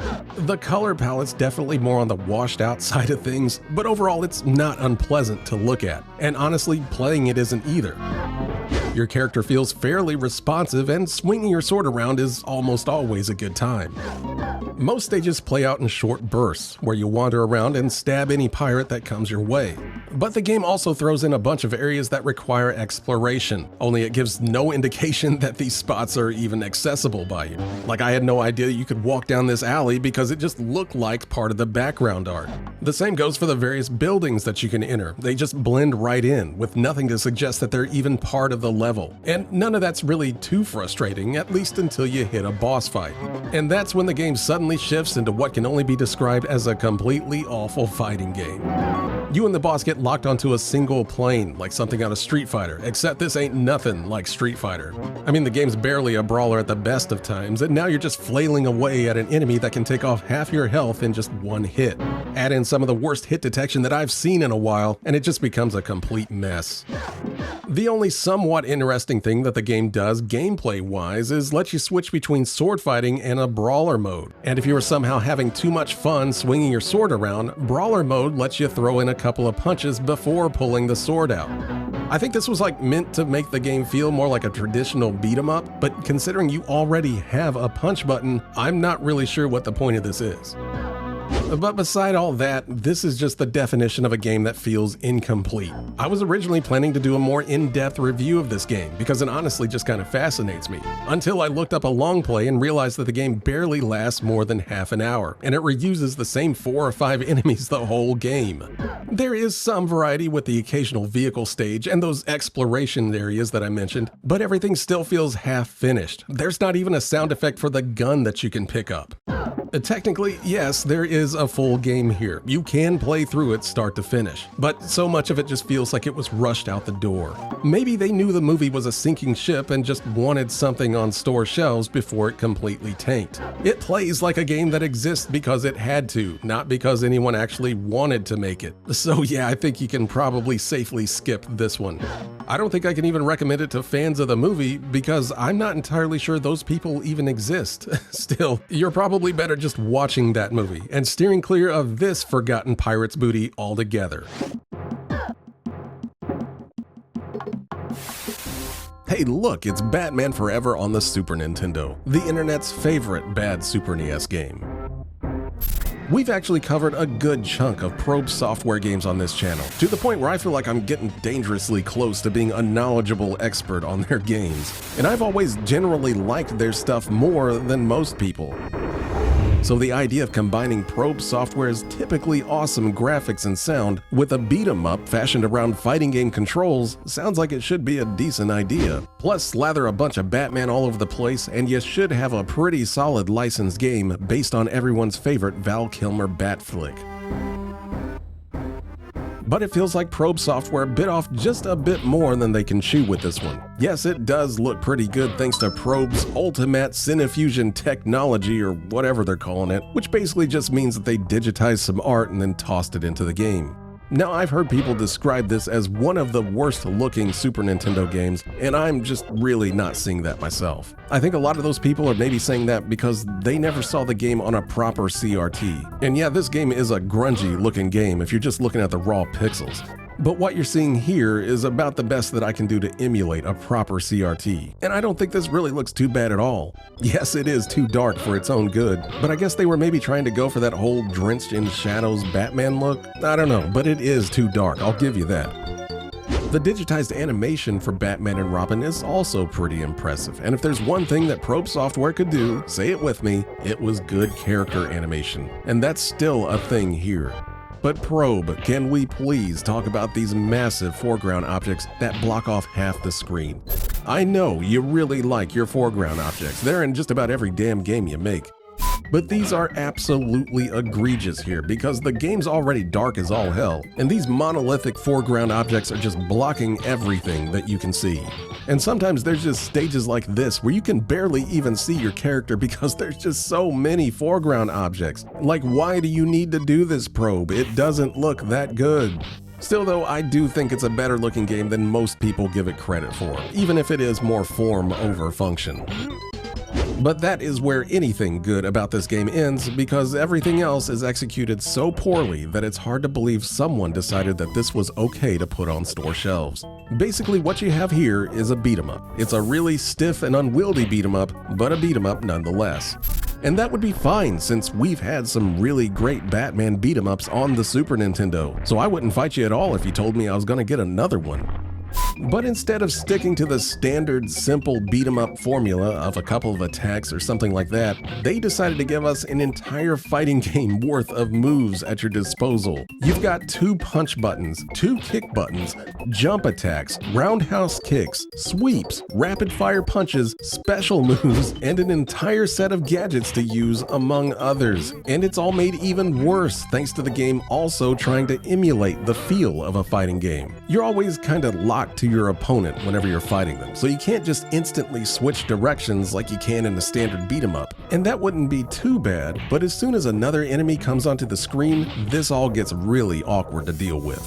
You do get a backwards punch and kick to try to fend them off, but it always feels like it's a little bit too slow and the enemies are a bit too fast to make them useful. Plus, the AI loves to turn you into a bat sandwich any chance they get, making just about every single confrontation a mad dash to try and wrangle them to the side of the wall and beat them as quickly as possible.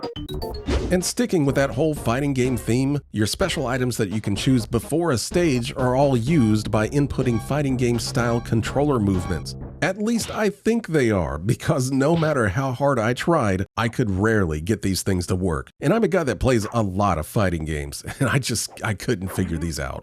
It seems like you have to be engaged with an enemy before they'll trigger, but even then the timing is so exact that you have to be perfect with your inputs. And even when you manage to do one, they're just kind of slow and hard to hit anything with. In theory, these should help a lot with the crowd management, but they are so damn hard to use consistently that I just ended up giving up on them. And hell, even just getting around the levels are weird. Sometimes there are areas of the stage where you need to go that you don't even know are there unless you just hunt for the spot where you can grapple up to them, since the game's super weird about where you can actually do that at. Like seriously, look at this. How would you know that there's an entire area just above you? There's no way to know unless you just grappled right here underneath this door and pulled yourself up. And you might think that's for like finding secret areas or something like that, but no, the way you're actually supposed to progress in a lot of these levels is just wandering around to find out where the enemies are going to jump out at you, since you have to beat all the enemies in a certain section before you can move on to the next section. And believe it or not, some of these stages even have a timer, which just makes the confusion of where to go even more frustrating. Like I said, I can't believe that someone gave the okay to release this game in this state. For better or worse, Probe Software always seemed to be an ambitious developer, and sometimes that worked out with games that weren't anywhere near perfect, but they were at least fun and memorable for just how much they stood out from the rest of the crowd. Batman Forever is the opposite of that though, since ambition has crippled this game to the point where it's barely playable. I know that fighting games were all the rage back then, and every developer seemed like it was trying to chase that dragon, especially Mortal Kombat. But trying to shoehorn it into this game ended up turning Probe's biggest licensed game into one of the worst games ever made. And I guess that's the problem with ambition. It can build you up to heights that you never dreamed of, but it can also bury you just as quick. And I think Batman Forever deserves to be buried right alongside Probe Software.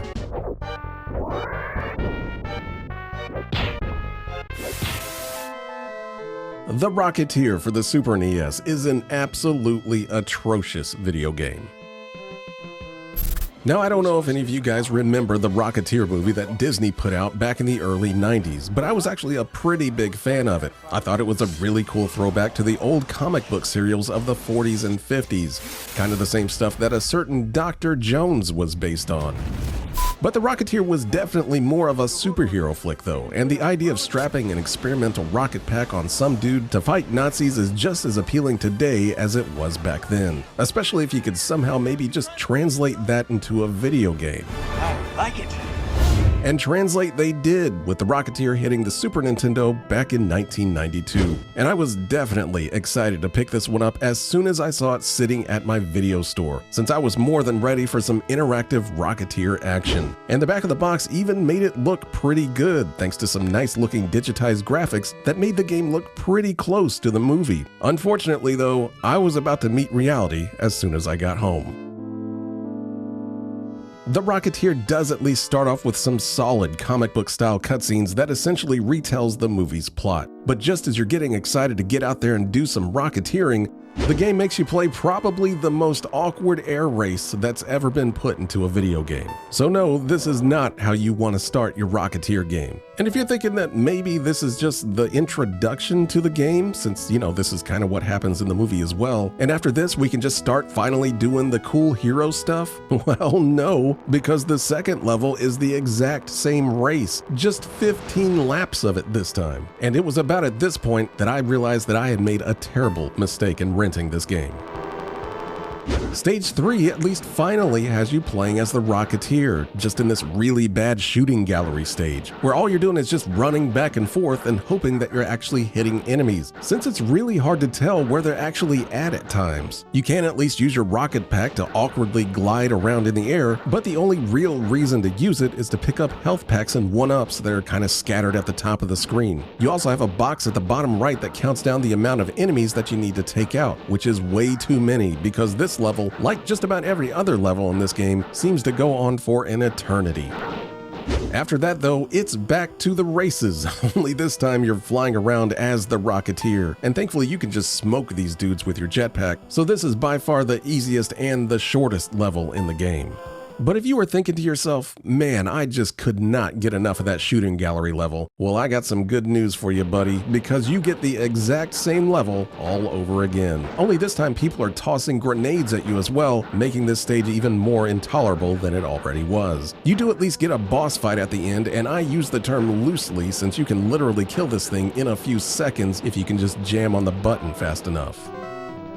Believe it or not though, after all of that, the game finally lets you take control as the Rocketeer in the next level, flying and shooting your way through an actual stage. Sort of like what you wanted to be doing this entire time. Unfortunately though, it's the worst thing you've ever played. It's trying its best to be a shooter, but you're a big target and you just kind of slide all over the screen thanks to some awful controls. So you can kind of see where this is going. And it's not going anywhere fast because if you notice that little progression map down at the bottom right, it's barely moving. At first I just thought the game was broken since I'd been playing for like 3 minutes and nothing had even moved. But no, this stage actually goes on for 10 full minutes. And no, it does not change from what you're seeing here. It's just the same thing over and over for 10 minutes.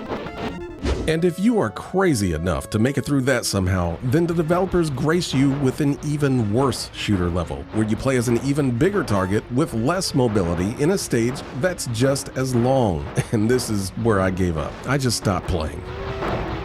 But I have actually made it to the end of this game, so here's some really old footage of me getting to the last stage, which of course switches gears once again, only this time being a horrible beat-em-up that's barely playable. And if you can manage to beat this level, then you've actually completed the Rocketeer, which by my count was 4 whole stages reused over and over again until you just start hating yourself for playing it. The review that I previously did on this channel covers this one in just a little bit more detail, but I think you get the idea. Not only is this an absolutely terrible representation of what made the Rocketeer movie so cool, but it's also just one of the flat-out worst games on the Super Nintendo, or really any system. I'm not sure what the developers were trying to go for here, but man, it just does not work at all. It's obvious they really wanted to show off their kind of impressive digitized graphics in the game, but doing so in like 4 really bad styles of games was just a bad idea. The crazy thing is that all the developers needed to do was look over at the NES version of the game to see what a totally fine version of the Rocketeer should be in video game form. I mean, it's literally just a very basic action platform game, but you know what? I think that's all it needed to be in the first place. Not a damn air race, not a shooting gallery, not even a shooter stage so eye-wateringly boring that I couldn't stand playing the game anymore. But if you're like me and you're one of the few people out there that's still a fan of the Rocketeer, well, I'd suggest just playing the NES version instead. As for that Super Nintendo version though, strap that thing to a rocket pack and blast it far, far away. Robocop 3 for the Super Nintendo was sadly kinda just the status quo for Robocop games back in the 80s and 90s. Now, I'm pretty sure that a lot of you were the same way, but back in the 80s, I was a huge Robocop fan. And for the younger crowd that might be watching this, yeah, believe it or not, we actually had R-rated movies marketed directly to us kids. Your move, creep. Robocop had guys getting their arms blown off, people melted by acid, and all sorts of other atrocities that you'd never dream of showing kids these days. But back then, we were watching all of it. We even got a Robocop cartoon on Saturday mornings and an entire toy line made just for us kids. And yes, I had them all. I even had the Robocop figure that could shoot caps. An actual toy sold to kids that could physically burn you. It was just a crazy time. With rapid repeat cap firing. And of course, I ended up playing the NES Robocop game as well, which wasn't that great, but at least it was a Robocop game. And also Robocop 2 for the NES as well, but I'm dealing with far too many bad games today to tell you just how bad that one is.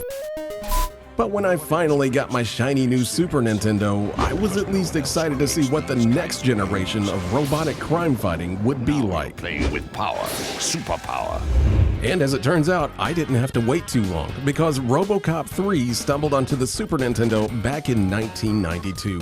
And while I wasn't exactly a fan of that movie, seeing Robocop crash through a window in that awesome flight suit on this box is pretty cool. Even the back of the box looks pretty promising, until you notice that it's showing more stills from the movie than actual gameplay. And if we go by the Bebe's Kids rule, when the back of the box ain't showing much of the game, that usually means that the game ain't much worth showing. But anyway, let's strap in and see if there's more to this bucket of bolts than what the box is making it out to be.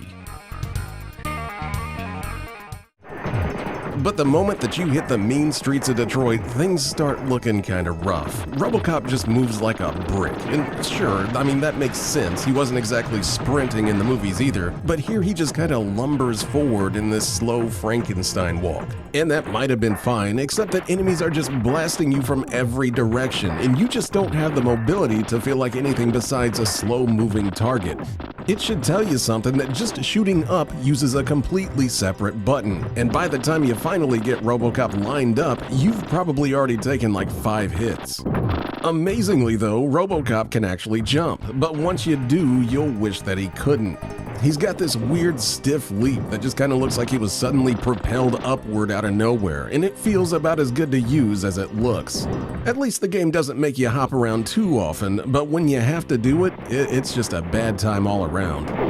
Robocop does at least get an assortment of weapons to deal with overly feisty criminals. You start the game off with his standard police-issued pistol, but you'll soon get access to a 3-way spread shot, which at least helps with your inability to move your arm at more than a 90-degree angle. You'll also get a laser beam that's good for taking out armored stuff, and a flamethrower that's actually pretty fun. And finally, a missile launcher to pull out when you just need to show criminals that you're dead serious about upholding the law. And just taking it for what we got so far, I mean, you basically just got an average game here.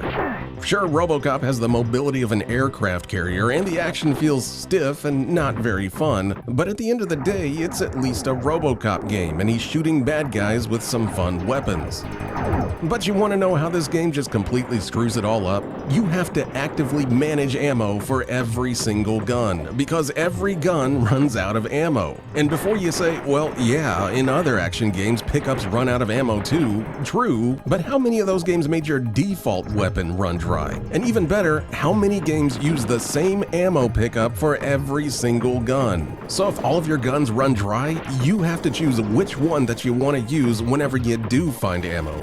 And what ultimately ends up happening is you running completely out of ammo across the board, leaving Robocop with no way to fight back. Yes, he does have a punch that he can throw, but it's so slow that it barely works. And also, Robocop just clearly hates being touched, because the second that an enemy lays hands on him, your health bar just evaporates. So the only way to play this game is just by memorizing what's coming up and rationing your ammo for every encounter. And how do you do that? By playing it over and over again, inching a little further each time so that you know exactly which weapon to use and when. Every shot has to count, which means you're constantly stressing over whether you wasted 2 or 3 extra bullets on an enemy, turning what should be an action game into a slow-paced trial and error game. And the game pretty much has to be like this, because there's only 6 stages, 2 of which are these awful flying levels where you're just awkwardly floating around trying not to get shredded by all the junk that's flying at you. If you could actually play this like a normal action game, you'd probably finish it in under 10 minutes. But instead, the developers threw in yet another artificial roadblock to force kids to replay the same sections over and over, stretching the game out for way longer than it deserves to be. But the joke's on them though, because I only lasted a few minutes before I realized that this game is just a pile of garbage. Robocop 3 for the Super Nintendo is just a terrible game, and really it's kind of amazing that Robocop, of all things, had such a streak of bad adaptations. You'd think he'd be the easiest slam dunk for a fun action game, but for whatever reason, developers just couldn't get it right. At least until Robocop vs. Terminator came out a year later, and don't worry, we're gonna get to that one soon enough, because that one's actually pretty awesome. But before that, Robocop just kind of stumbled way more than you'd ever expect, and that's the best way to sum this game up. Another massive letdown in a long line of bad Robocop games. And for real though, it was actually more fun burning the skin off of my thumb with that cap-firing Robocop toy than it was playing this hot mess.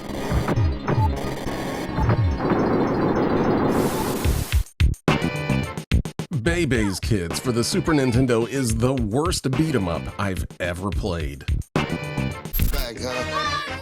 Who out there remembers Bebe's Kids? Because I barely do. It was one of those animated movies that kind of slipped into theaters during the big Disney boom of the early 90s and then disappeared just as fast. Critics didn't care for it, audiences didn't seem to care either, and financially, it just went straight into the toilet.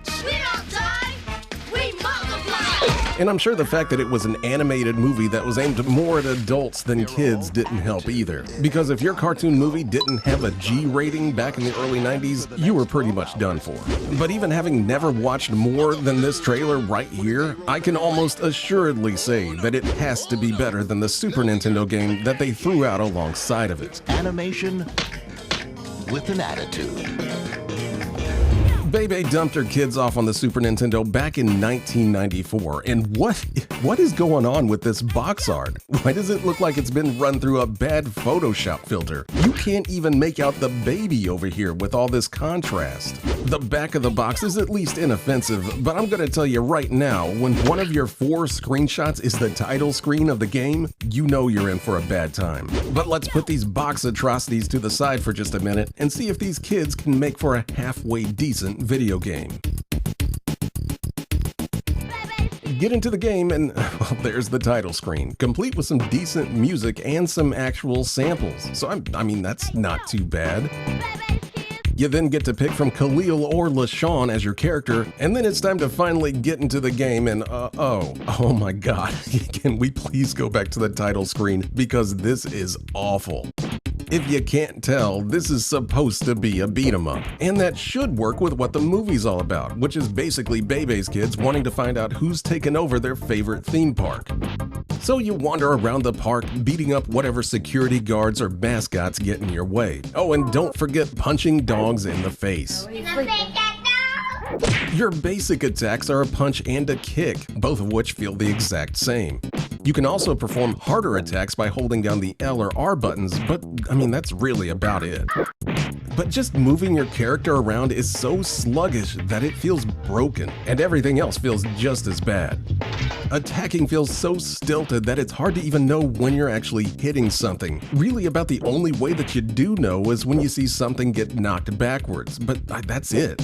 The real fun starts though when you see just how many hits it takes to take one of these guys down. And you want to know? Because I actually counted. It takes 35 hits to knock someone down. Just let that sink in for a minute. 35 hits. And if you just use your regular attacks, it can take a solid minute to defeat an enemy in this game. And that's actually a real problem because yes, this game has a time limit. And if the time runs out, then you gotta do the whole torturous process all over again. Basically, what you need to do is use your power moves as much as you can, because those actually only take a few hits. And then whenever you get the chance, make a beeline for the exit and never look back. But if you think it's all suddenly gonna get better, well, think again, because the attractions are where the game tries to mix things up. And for a game that can't even nail moving your character left and right, that's a bad idea. The first one of these attractions is a souvenir shop where the baby Pee-wee is on a rampage. Now you might think that you're supposed to help with saving the items that are being tossed off the shelf. But no, what you're actually supposed to do is speed up the destruction by breaking the glass before it hits the floor. Now I'm not sure why, since it breaks anyway, but whatever.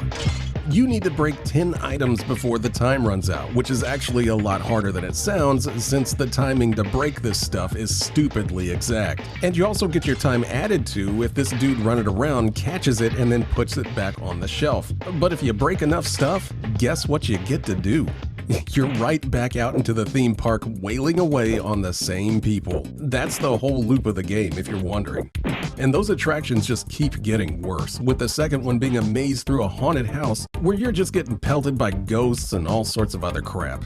And then of course a pirate ship filled with homeless pirates where their pants fall down. And honestly, this is just where I stopped, because we got 3 more of these games to get through, and I just can't stand any more of this. Oh, I forgot to mention that if you die in an attraction, you get sent back out into the theme park to do it all again. So yeah, no thanks. I can't believe this even exists. We've covered some really bad beat-em-ups on this channel, but this is a whole new level of bad. I don't think I've ever played a Super Nintendo game that feels more like a Tiger Electronics handheld than an actual console game. But here we are. Now I will give the movie a little bit of credit for at least trying something different, but the game, this thing has 0 redeeming qualities.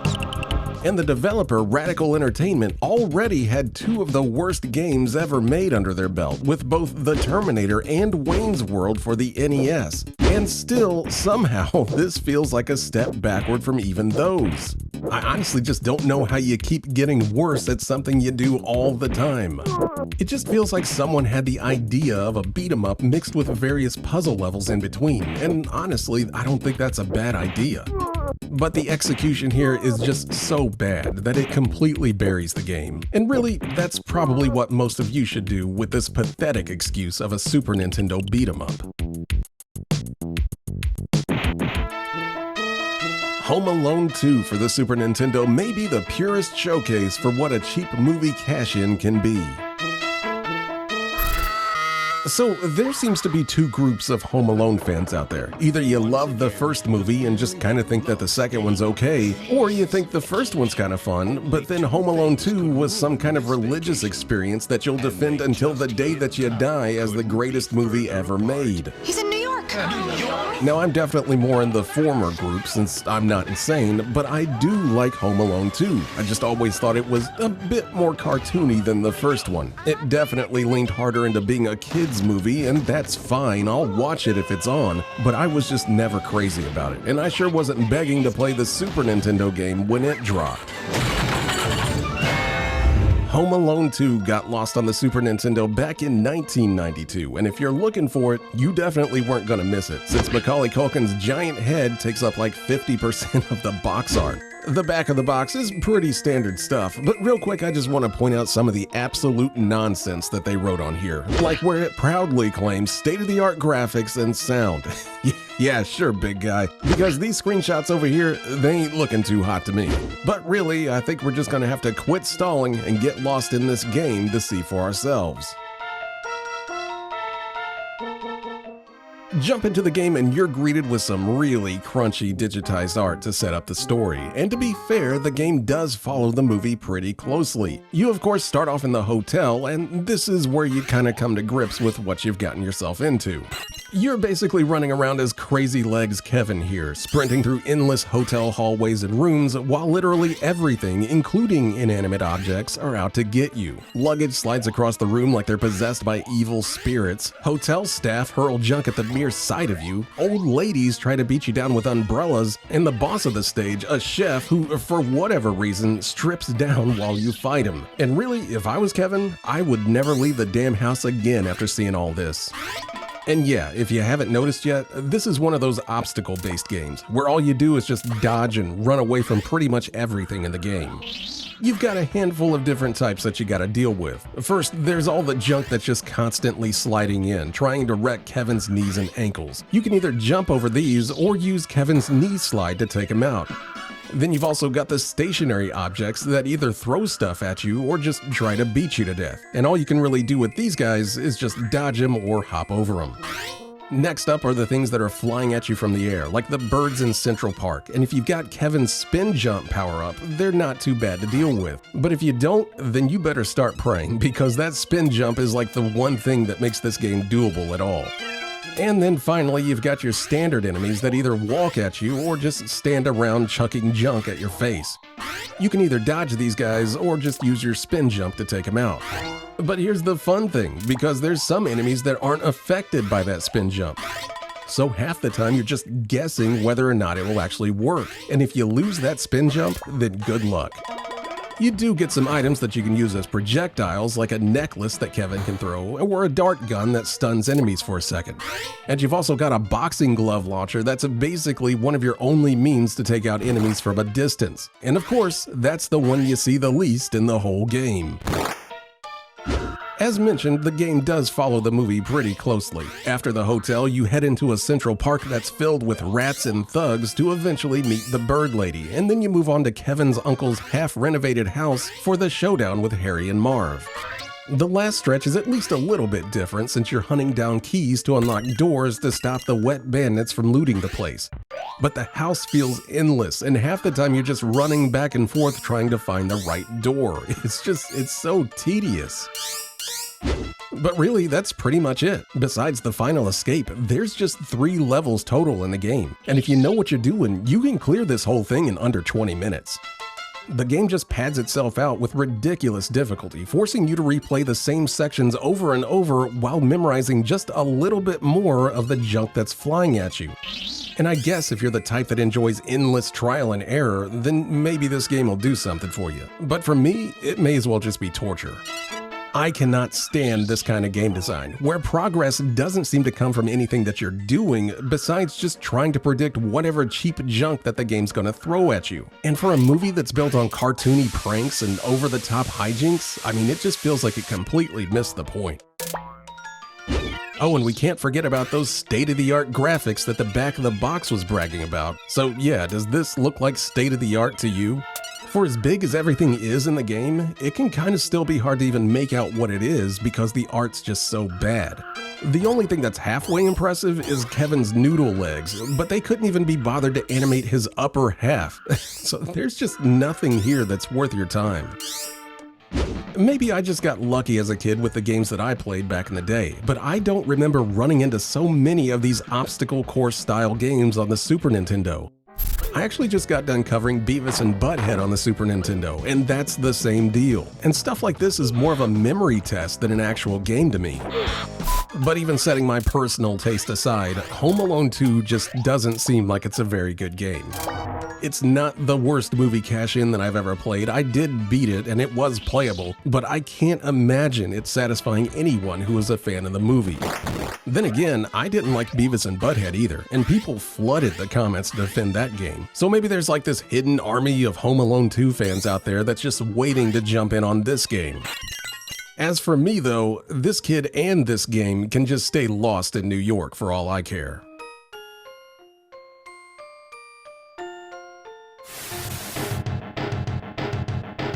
The Last Action Hero for the Super Nintendo is so bad that it actually made me go out and drive around for a while.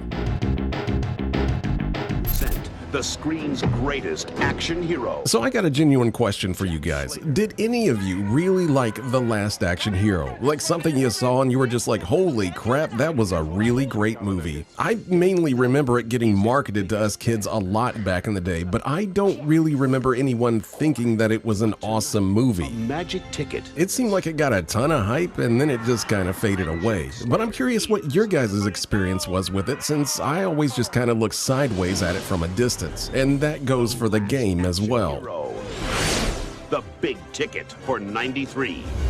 Last Action Hero slopped its way onto the Super Nintendo back in 1993, and uh-oh, it's our old nemesis, Sony ImageSoft, which means that this game could either be kind of average or the worst thing that you've ever played, usually the latter. At least the back of the box makes a case for itself. The screenshots honestly don't look too awful. It looks like a beat 'em up, which is always a good thing, and the text promises all the action of the movie, but this time you're the star instead of that Arnold Schwarzenegger guy. But I guess we'll see once we crack this one open to find out if the Sony ImageSoft gamble actually paid off this time. And holy crap, I didn't think they were actually serious, because this dude does look more like me than Arnold. He's some balding old dude that looks more likely to be hanging out at the local Jiffy Lube than beating up guys in the streets. But that's exactly what you're doing with this haggard-looking Arnold stand-in. And you know, it's kind of wild that in just this one video, I've managed to play two of the worst beat-em-ups that I've ever touched.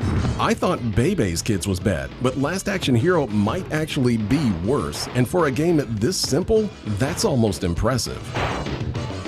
Somehow, this game gives you even less to work with than what Bebe's Kids did. You've only got two moves here, a punch and a kick. That's it. And since the kick has a wind-up animation that makes it too slow to actually use, you'll spend the entire game relying on just the punch. And to tell you just how basic this is, you can't even attack while ducking in this game, something that Kung Fu lets you do 5 years earlier. But what really makes this game awful is just how it plays. It's not the traditional beat-em-up where you can move around the screen, since this is one of those games that locks you onto a single plane of combat. And games like this generally live or die based on how much fun it is to manage enemies that are rushing at you from both sides of the screen. And if you want to see how this is done right, then go check out the Ninja Warriors on the Super Nintendo. That's a fantastic game. But Last Action Hero, it ain't even close. Everything in this game feels like it's moving in slow motion. Enemies only take one hit before they stagger backward, and then it's just a matter of chasing after them to get another hit in before they can. And there's barely any enemy variety either, and the ones that they do introduce are custom made to make you throw your controller at the screen. This is the literal definition of a slog in video game form. But you want to know the game's biggest gut punch? It's got a time limit. Why is it always a time limit with these awful games? It's like they couldn't figure out how to make the gameplay any worse, so they just slapped on a brutal countdown timer to finish the job. Even once you get used to dealing with the bad action, you've got to blitz through the stage as fast as possible. And no matter how fast you do, that clock always comes down to the last few seconds. It's easily the hardest part of the whole game, and nothing stings more than reaching the end of these terrible stages only to get kicked back out to the start because you didn't play this garbage video game fast enough. And sometimes it's not even your fault, like the museum level where you're stuck waiting for elevators to crawl up and down, some of which you can't even see until they finally show up. So you end up either waiting forever or gamble on blind jumps and then just pray that you land on something. Miss and you're circling all the way back around, which pretty much guarantees the timer's gonna run out before you make it to the boss. The whole thing is just stupid. The game demands pinpoint accurate gameplay in a beat-em-up that's so sloppy that it barely works most of the time. Enemies constantly wander off screen, leaving you standing there until they just casually stroll back into view. The best trick that I found was just jumping over them so you've got an entire screen to kick them across before they just wander off again. But even that wasn't an exact science. I've never played a game where the urgency wasn't in how fast I could play it, but how fast the game allowed me to play it. Last Action Hero is just god-awful. There's really no other way to frame it. The highlight of the whole game for me was this helicopter boss where you punch missiles back at it, and even that managed to be annoying somehow. I didn't even bother talking about the driving stages because they're just as bad as everything else, maybe even worse. You're stuck dodging barely pixel-sized grenades while desperately trying to hit ramps that feel randomly slapped onto the road. And of course, this whole thing just goes on forever. Honestly, the more I think about it, this might just be the worst movie game of all time, and I've played a lot of these. Bebe's Kids is really bad, but I still don't think that one sinks to the same pit of sheer wretchedness that the Last Action Hero's in. And if any of you played this as a kid, I am really sorry. You deserved better. The fans of this movie deserved better, and Sony ImageSoft, they should be ashamed for charging money for this. So if a friend of yours comes over one day and just kind of wants to play this game for laughs or something, just punch him in the face. That would actually be more fun than having to sit through a minute of Last Action Hero.